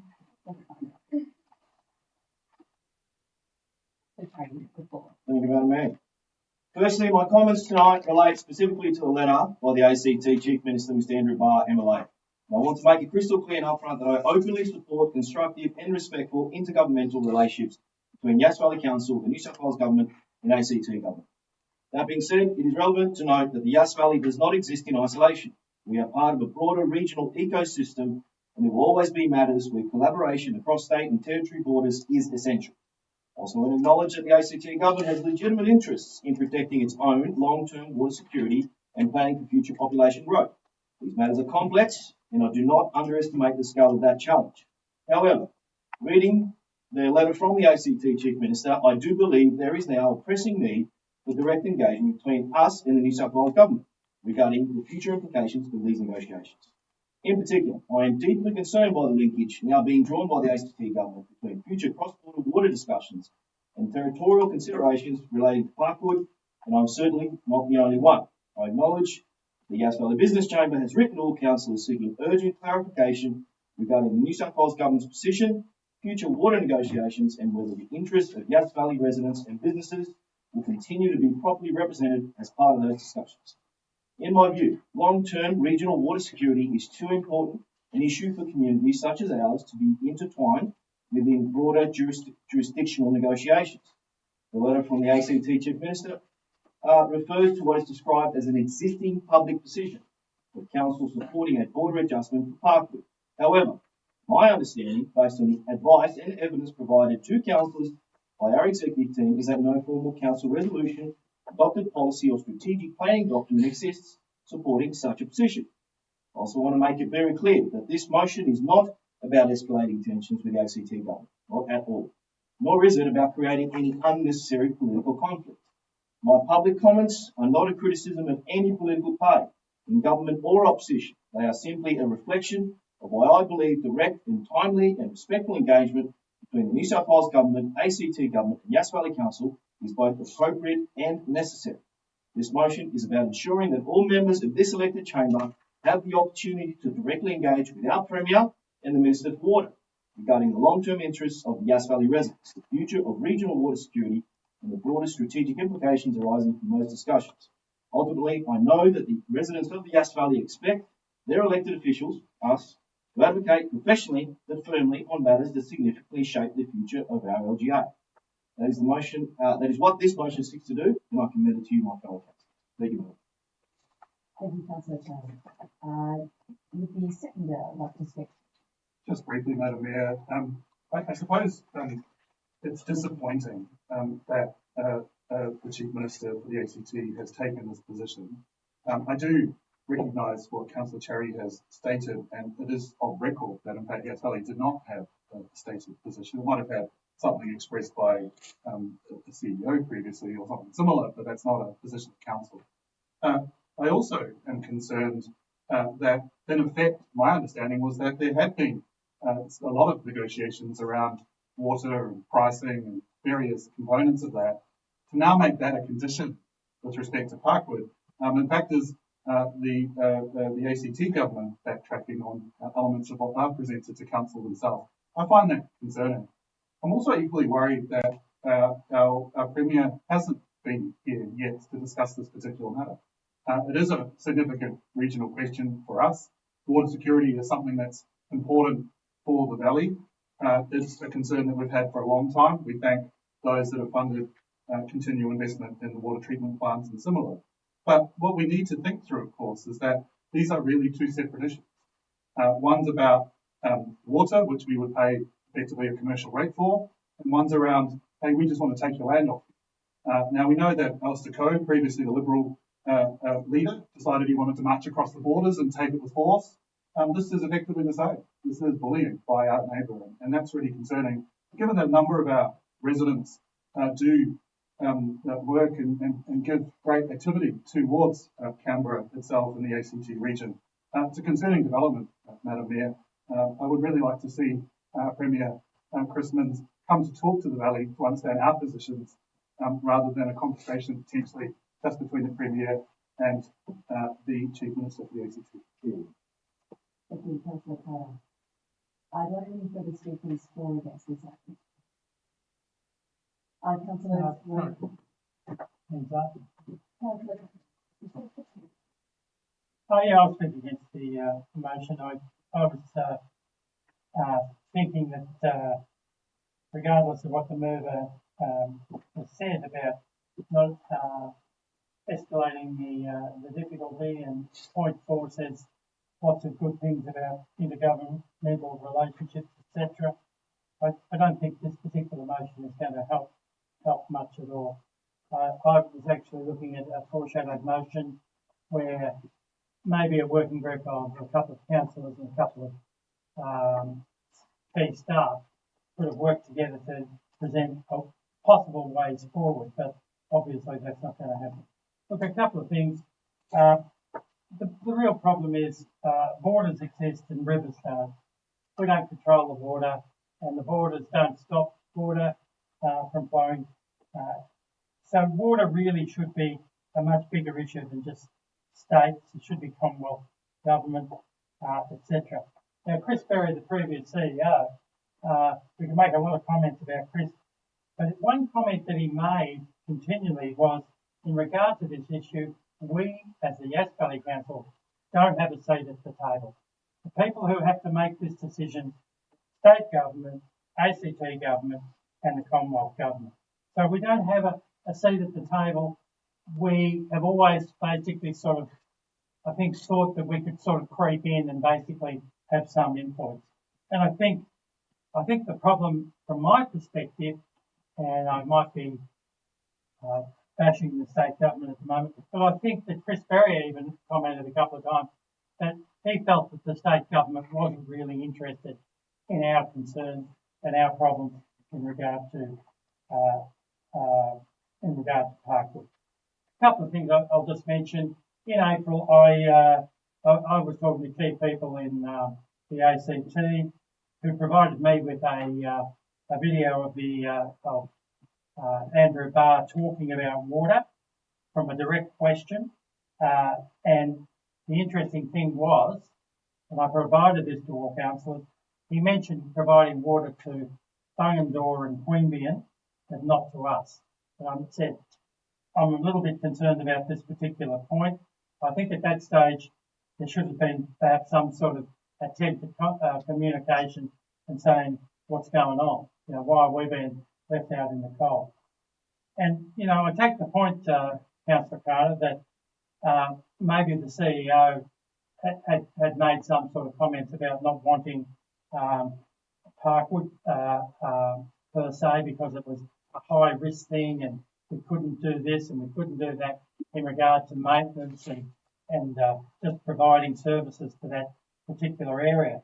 I think at that time, a couple of years ago, I think very much the feeling within the council, and I may be extrapolating too far, But I think the feeling was Parkwood's too difficult, and let's see whether we can let it go and perhaps get a legacy project, i.e. pipeline, which would provide water for the Yass Valley. And I think that sort of feeling was there for a couple of years.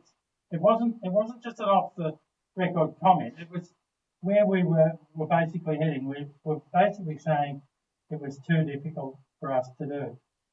Look, I think the problem that we faced with this issue is that we had a financial workshop where it was pointed out the benefits of keeping Parkwood. Okay, great. Lots of benefits, because Parkwood was starting to move forward their timeline. And we took the view, oh yeah, that sounds good. That could help us with particularly our medium-term financial difficulties. And we thought, yeah, let's get on board with this. This sounds good. The problem is we didn't think about the politics. The politics weren't mentioned. It should have been sort of basically asked there, what about the people who make the decision? We've got the state government, the New South Wales state government, not particularly interested. We've got the ACT government. I don't think we knew then what their view was.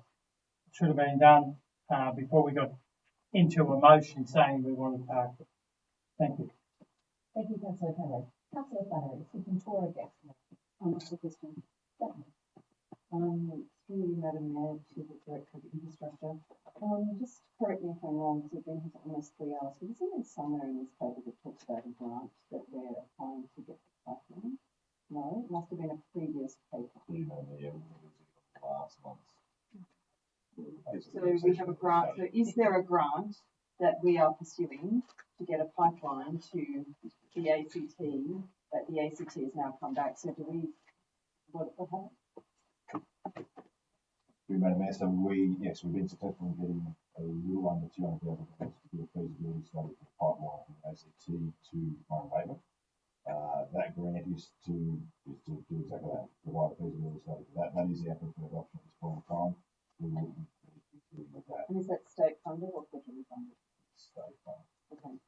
So that could be something to raise. My next question, actually, it's probably just a statement to Councillor Cameron and to the Director of Planning and Environment. I think in your first week, Councillor Cameron did raise about the ACT government's agreement for water sharing, and I said I felt the same, that there was not going to be a water sharing arrangement. I think that's coming to the fore now. And, you know, it's not a statement, it's not a question, it's just that I think both our comments at that meeting. Thank you, Councillor Flannery. I wasn't going to speak on this, however, Councillor Cameron's speech inspired me to do so. I do agree. There's certainly been a past councillor of the term before. I do agree that there was a sentiment that this was sort of what we had preferred, although not on the record. However, what that shows is just the naivety, and for me, I'm speaking for myself here, of what we were sort of led to believe, and I feel incredibly grateful now that we have a wonderful executive team and other fellow councillors that have come on board to show us the facts, to say, actually, that's not in your best interest. So I think that sort of sums up that. In regards to your working group, I know you didn't put that on the table, but I really don't see what that would actually do that would be any different. I don't see what other levers we have to pull other than trying to beg our Mr. Minns to come on board and help us out a little bit here. And yeah, I'm really, it was pretty disgusting to see the behaviour of Andrew Barr and the letter, and it just shows that the old boys club in politics is still alive and well, unfortunately. Thank you, Councillor. Do I have any further speakers for or against this motion? I will take an opportunity to speak. Councillors, I've been working behind the scenes ever since the letter dropped to ensure that we alert everyone who has a vested interest in the state government that it's time to act and it's time to put a stake in the ground and declare this is New South Wales. And we intend to produce 5,600 amazing homes for families that we look forward to welcoming into New South Wales. Parkwood is not a cross-border development. Parkwood is the New South Wales development. Councillors, I wrote to the Premier directly after our meeting in late December, advising him of Council's firm and well-educated decision based on a bottom-up analysis of why this is in not only our best interest, but the interests of all of our community in perpetuity in terms of the cash position that it puts the Yass Valley Council in. I wrote to the Premier to say, we're excited to get this built. Let's get it built in New South Wales. I alerted him that we would require to do further work for the housing target of New South Wales, a pipeline to connect, to match the in-principle agreement that we had, also we thought we had with the ACT government. It is incredibly disappointing to see our nearest neighbour walk back from that agreement. For example, with the Parkwood agreement, that was a commitment that this council made earlier than 2020 to start looking at this. And when that was approved in 2020, we hit the ground running. We are a rural council and we have done our homework. We have spent 3 years producing a development control plan for Parkwood, the Parkwood LEP, and we have invested our executives' time, our councillors' time. I've spent 6 years on the Ginninderry Conservation Trust, helping to manage not only Yass Valley's interests, but also the ACT's interests to the best of my ability and for the good of the ACT territory. So it's very disappointing to see this letter. I'm looking forward to the Premier reaching out and confirming his decision to back us, and I'm anticipating that conversation soon. I'm heading down to Parliament House on Thursday. I've reached out to Water Minister Rose Jackson. She has been a fantastic supporter of growth in Yass Valley with the commitment of the $18 million that was backed by the Labor federal government to deliver $38 million to improve water for our community. And that commitment is not to be sniffed at. That is an amazing commitment that the coalition did not deliver, even though they said whatever it takes. So it's important that we recognise Labor's commitment to our community with the upgrade of the water treatment plant. But what's needed now is a commitment to New South Wales as it exists. 60% of our workforce go across the border every day. Similar situation happens in Queanbeyan, but it's interesting to note that the ACT government hasn't made a land grab for Queanbeyan. So it would be nice to be treated equally in that sense. You haven't been to Queanbeyan? We know that what we do deliver in New South Wales in Yass Valley is not only quality housing for our community, but also a lifestyle that we love and protect. And it's a community that comes with that. And the opportunity to welcome 13,000 members to Yass Valley to be new community citizens is something that I think we should anticipate, knowing that it is good for all of our community. We know this because of the bottom-up financial analysis. And I'm pleased to note that the settlement strategy that we committed to has been commenced this week in terms of the engagement of the consultant, and I'll throw to our director shortly to unpack that. But as part of that would be our water investigation. I think it's important to note that in terms of as a customer for Icon Water, this would increase the coffers of the ACT. So it's very perplexing to see the ACT Chief Minister walk back from either delivering water to Parkwood or Murray Bateman and Yass as part of that contingency. We have other options on the table. We're prepared to investigate those as part of the growth strategy. And I think it's important that the Yass Valley community knows that while it would be efficient and effective to connect to ICON, because we have the state government support to do the feasibility study direct into the ACT supply, it's not our only option. So I'll now ask the director, if you could just unpack for us the conditions that we were led to believe that ICON could provide water to Parkwood no problem, and potentially the settlement strategy. Thanks for that, Madam Mayor.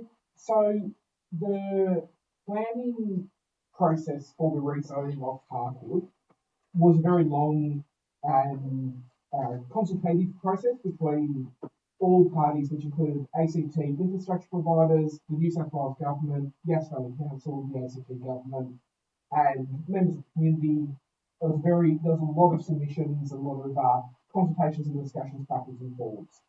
Throughout the planning proposal document, throughout the appendices to the appendices, there are references throughout the document to ACT infrastructure suppliers such as ICON Water being able to service the development irrespective of the border location.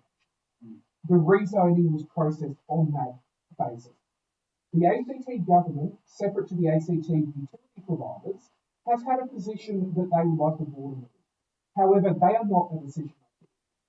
They can express a preference, but ultimately it is the New South Wales government and the federal government that makes a determination in that space. So we have done, as the ACT government has done, we have expressed a preference.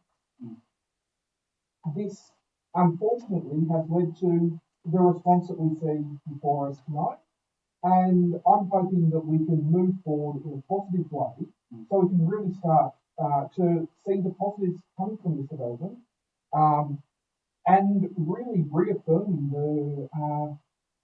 the position that was made when the New South Wales government agreed to make the planning proposal to rezone this land, that it was based on infrastructure being able to be provided irrespective of the border. Thank you, Director. Thank you both for that summary. Just a point of clarification, we talk about ICON Water as if it's a separate entity, and legally it is a separate entity, but it's fully owned by the ACT government. So, I mean, you can say whatever you want in terms of ICON said this, but we have the Chief Minister who's also the head of ICON, so to speak, because he's the Chief Minister of the territory of the ACT government, which owns ICON Water. So, you know, I feel that I commend the recommendation. I think that, you know, we need to really think about how we would service Parkwood without water from ICON, because ICON won't give us water if it's an ACT government entity, because the current Chief Minister said no. Thank you, Councillor Flannery, and I think as part of answering that, you can almost thank you. So as part of the, thank you, Madam Mayor, as part of the settlement strategy, Yass Valley Council has the 2022 water resources strategy, and that looks at a range of different options to provide the long-term water supply for the Yass Valley. Under that document, the preferred option was the pipeline from the ACT farmland. However, there are alternative options that have been presented in the past few years since that document was prepared. As part of the engagement of the consultant for the settlement strategy, they will be undertaking a review of that document and analysing those alternative water supply options. That will give us a much clearer picture as to what alternative options are present for Yass Valley Council moving forward, where we can talk to the state government about potential funding arrangements to unlock additional housing options. So the work will be being done alongside the settlement strategy. So the settlement strategy needs to be very aware of water as the key limiting piece of infrastructure in Yass Valley, and it is doing that as part of the strategy. Surely it is aware. Sorry? Surely it is aware. Yes. I mean, we don't do much without water. Thank you, Councillor Flannery, for those follow-up questions. Do I have any further speakers for or against this motion? Councillor McGrath. Yes, I'm supportive of the motion, Madam Mayor. I understand the frustration of this part. I mean, most of the growth around the ACT was stimulated by the ACT.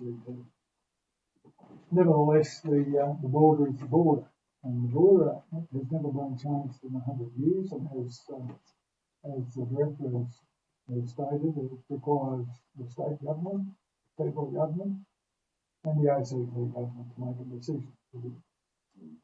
In the meantime, I think the precedent has been voluntarily established with the supply of water across the board, and negotiations are continuing with GPRC to supply Bungendore. Water is provided admittedly via Queensland, but it's Icon water, it goes to Gerringong, it goes to Darley, it goes to Garrabomba. So there's a very clear precedent there, which sort of puts Mr. Barr in a situation where he's grappling with something that's going to be a big bomb if he's not careful, because he's got to win two other governments. New South Wales has already committed themselves. In fact, the former CEO and myself had a lengthy conversation with the Minister of Local Government about this, and the Minister of Local Government was adamant that the border was the border, and what happens in New South Wales is in New South Wales. And he gave a few examples of the reasons why he said he wasn't supporting changing the border. So we wait and anticipate. Thank you, Councillor McGrath, and we're pleased to confer that Minister Cleary gave me exactly the same chat. Border is the border, and what they can do in Tweed, they can do here. I note that back in November 2024, we were in a little bit of a dark place in terms of concern about the financial impact of Parkwood, and we asked the Premier to make a decision either way, but at the very core of that was, yes, Valley ratepayers, our current ratepayers, cannot be worse off. So what we've unpacked in our own financials from a bottom-up analysis is that in all scenarios, the cash positive position that Parkwood puts us in is in our best interest, particularly Parkwood. I note the acting CEO would like the opportunity to comment. Thank you. Through you, Madam Mayor. I just want to reiterate everyone's point.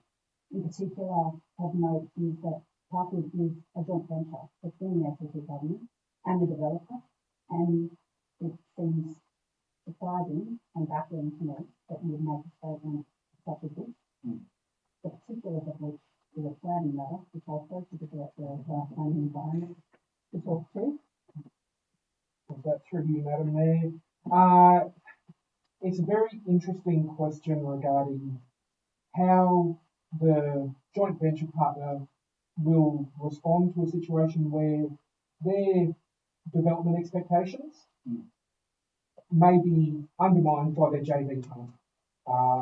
It is well above my pay grade to get into the ramifications of that in a legal sense, but it is a highly complex matter, and there needs to be very careful considerations of that in this space. I also think it's very important to note that there are other landowners in Parkwood that live there that want to remain as New South Wales residents. And I think there's something that's really overlooked in this conversation. They watch the football. we do have ratepayers that have expressed deep concerns over no longer being part of Gas Valley, no longer being part of New South Wales. They've got questions over what happens to their land because it would have to be converted to leasehold rather than freehold. There's so many areas that need to be unpacked that just haven't been considered. They don't appear to have been considered in this letter, and it needs to be treated very carefully because moving a border is quite unprecedented. And I think 1915 for the establishment of the James Bay Act was the last time that happened. This is not a normal situation, and to flippantly view it as we think the border should move really undermines the fundamental legal questions surrounding how it actually happens. councillors, if there's no further speakers for or against this, I'll ask you to move forward. Very quickly, thank you, Madam Mayor. Around. Can I just say, in closing, obviously a lot of these efforts that we're about to vote on will empower you to continue to do what you're doing. This is not new to you, obviously. Engage with the Premier and the Minister for Water quite regularly, and I commend you on the advocacy you continue to do.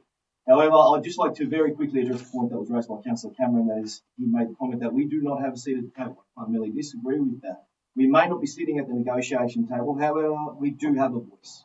And if we weren't to have a voice, can I just reiterate that we actually didn't have a formal stance before the current executive team did a fantastic job to bring modelling, figures and recommendations that we unanimously supported.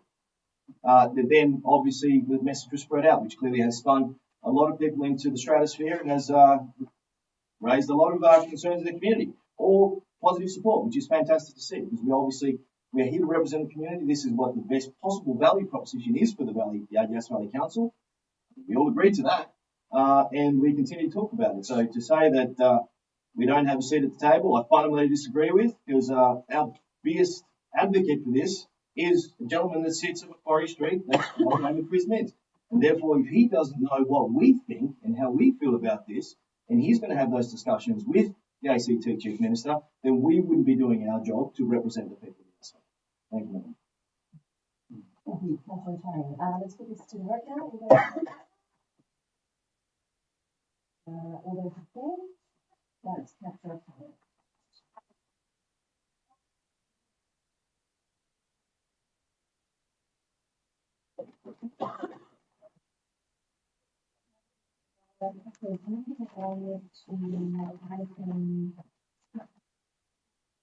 Item 6.15 to sorry, we did. That's good. Councillors, I will now chamber declaring that non-conformity is going to get accepted on item 6.16. That is substantial. And then I will be questions on that. So it's a very quick hearing for me. Just in case someone needs to object to this confidential, it's best that I'm not share in case they need to facilitate that discussion.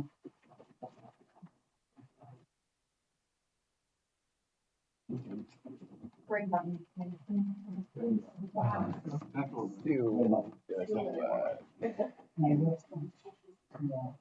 Yay!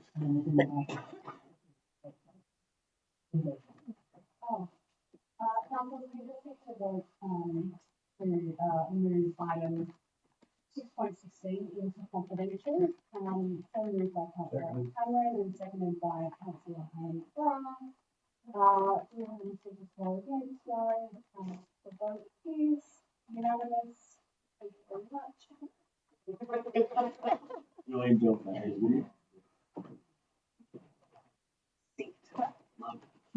Put that in the highlight. Thank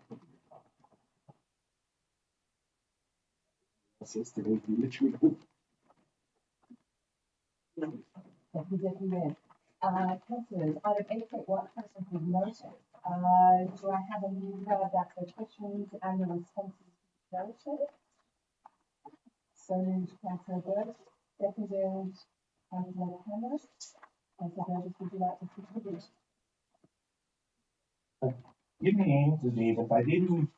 There's a lot of other pits in Yass Valley Council. There's some that we used to draw the gravel out of all the time.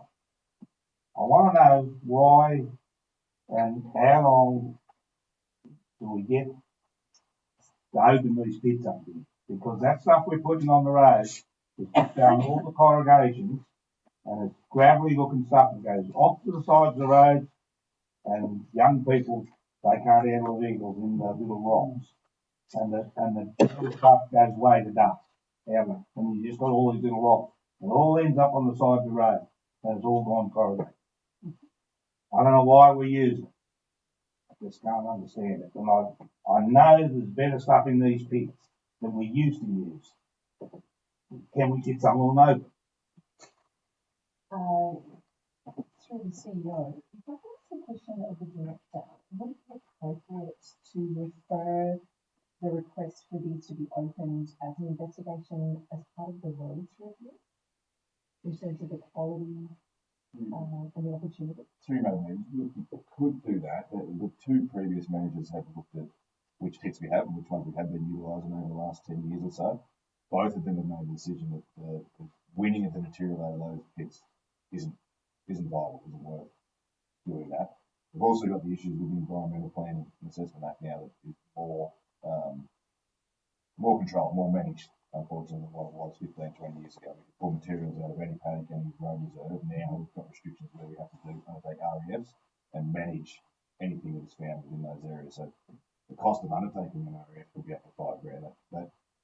That's quite a bit of material that we put on the road before we even have to go out on site to try to win material. So there is every chance we could review it. I've got a new transport manager, hopefully starting in the next couple of weeks. He may have a completely different idea to the previous two.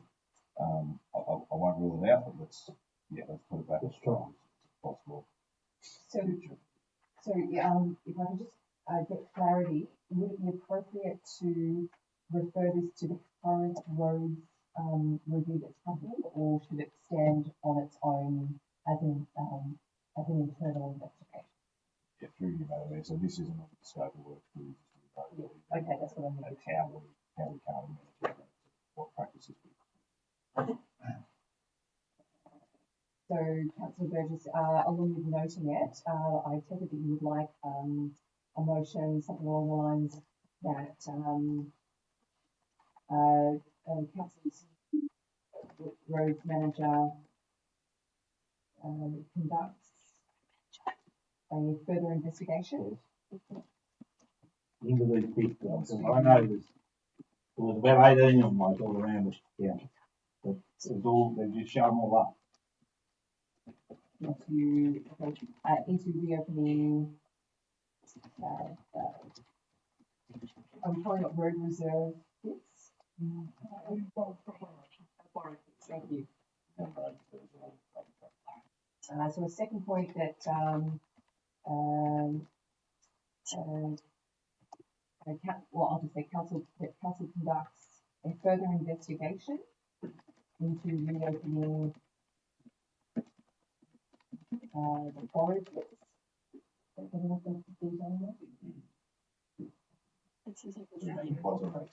Yeah.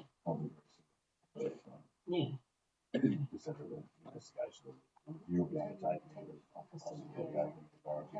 Yeah, so taking on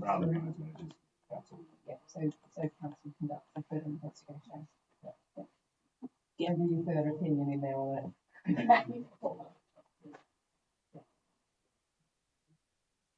So the mover and the seconder, the question. Thank you. Councillors, any further speakers for or against it? Councillors, we have a $3 million backlog of roads annually. It's my recollection. If we don't come up with a strategy to address the lack of gravel that we can put on roads, we are going to see more and more slip into those further categories of disrepair. Whether that is a combination of increased budget for roads, finding efficient ways to increase the amount of gravel we can put on them, we will continue to go backwards, and that is unacceptable to the safety of our community. I know Councillor Cherry and myself have had conversations with many community citizens out on Talacantra, and being able to say the words gravel is coming would be wonderful, and as well. And the sad reality is, I have to say, there's no gravel coming. There's grade is coming, but there's no gravel coming. And so we have to look at every opportunity. So I commend the motion. Councillor Burgess, would you like to close? We just got to get out in the countryside and find some gravel. That's what we've got to do. Instead of buying this stuff that we're putting on the road, it's just going to dust and going all out on the sides of the road, and then it all goes thrown out. Thank you, Councillor Burgess. So that closes the opportunity to speak. We put that to the vote. All those in favour? That's unanimous. Thank you. Councillors, can I seek a further extension to 7:45? Thank you, Councillor Carter. Councillor Cherry. Those in favour? Councillors, item 8.2, the questions with notice from Councillor Adrian. Can I have a mover that the questions and responses be read? Councillor Cameron, seconded by Councillor Burgess. Councillor Cameron. No. Thank you. All those in favour? That's unanimous. Thank you. To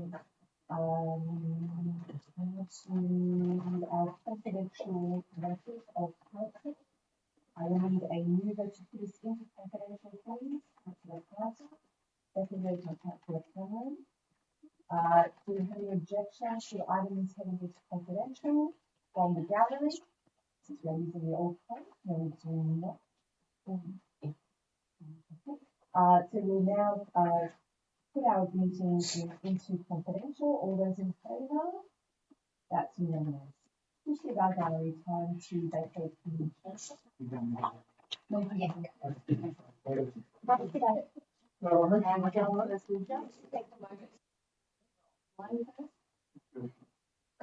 It's water.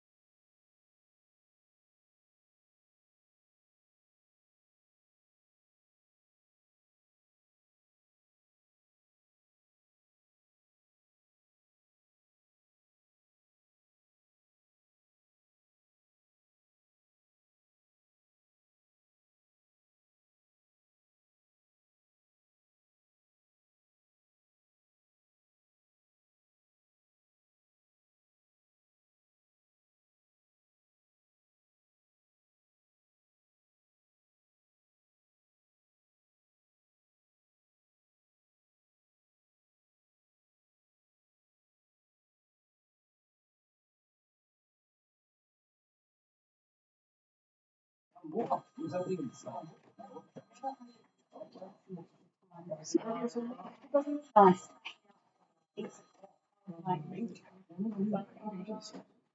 Oh. Very bright lights here. It is. That's way And what? too bright. We like. Yeah,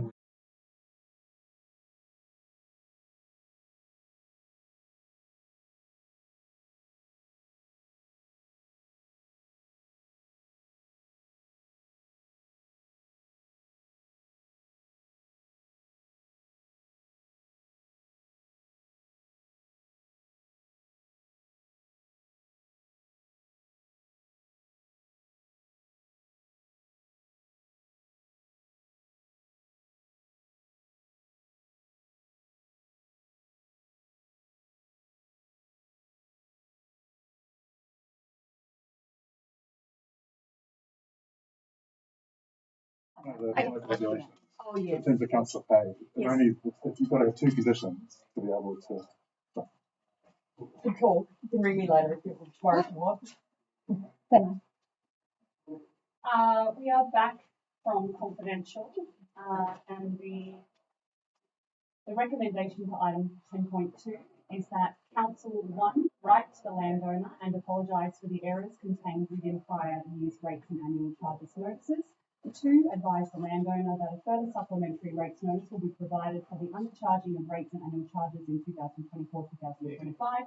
And 3, provide approval for council to issue supplementary rates and annual charges notices to any additional properties identified as not having been correctly charged, any legislative fees or charges since 2023-24 following an internal audit.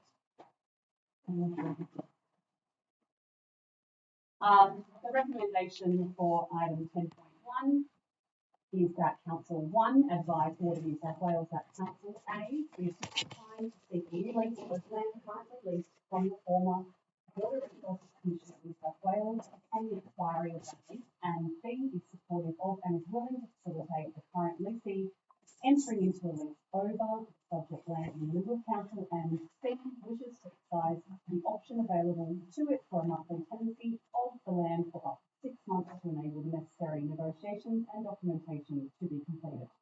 2, offer the current leasee a renewal of his lease over lot 205 DP 914584 for a term expiring on 30th September 2039 in accordance with the terms of the current lease over that land. And 3, approve in principle the sale of lot 205 DP 914584 to the current leasee, subject to satisfactory conclusion of the lease with the Water New South Wales, and a further report to council providing all relevant information, including an independent valuation of the land.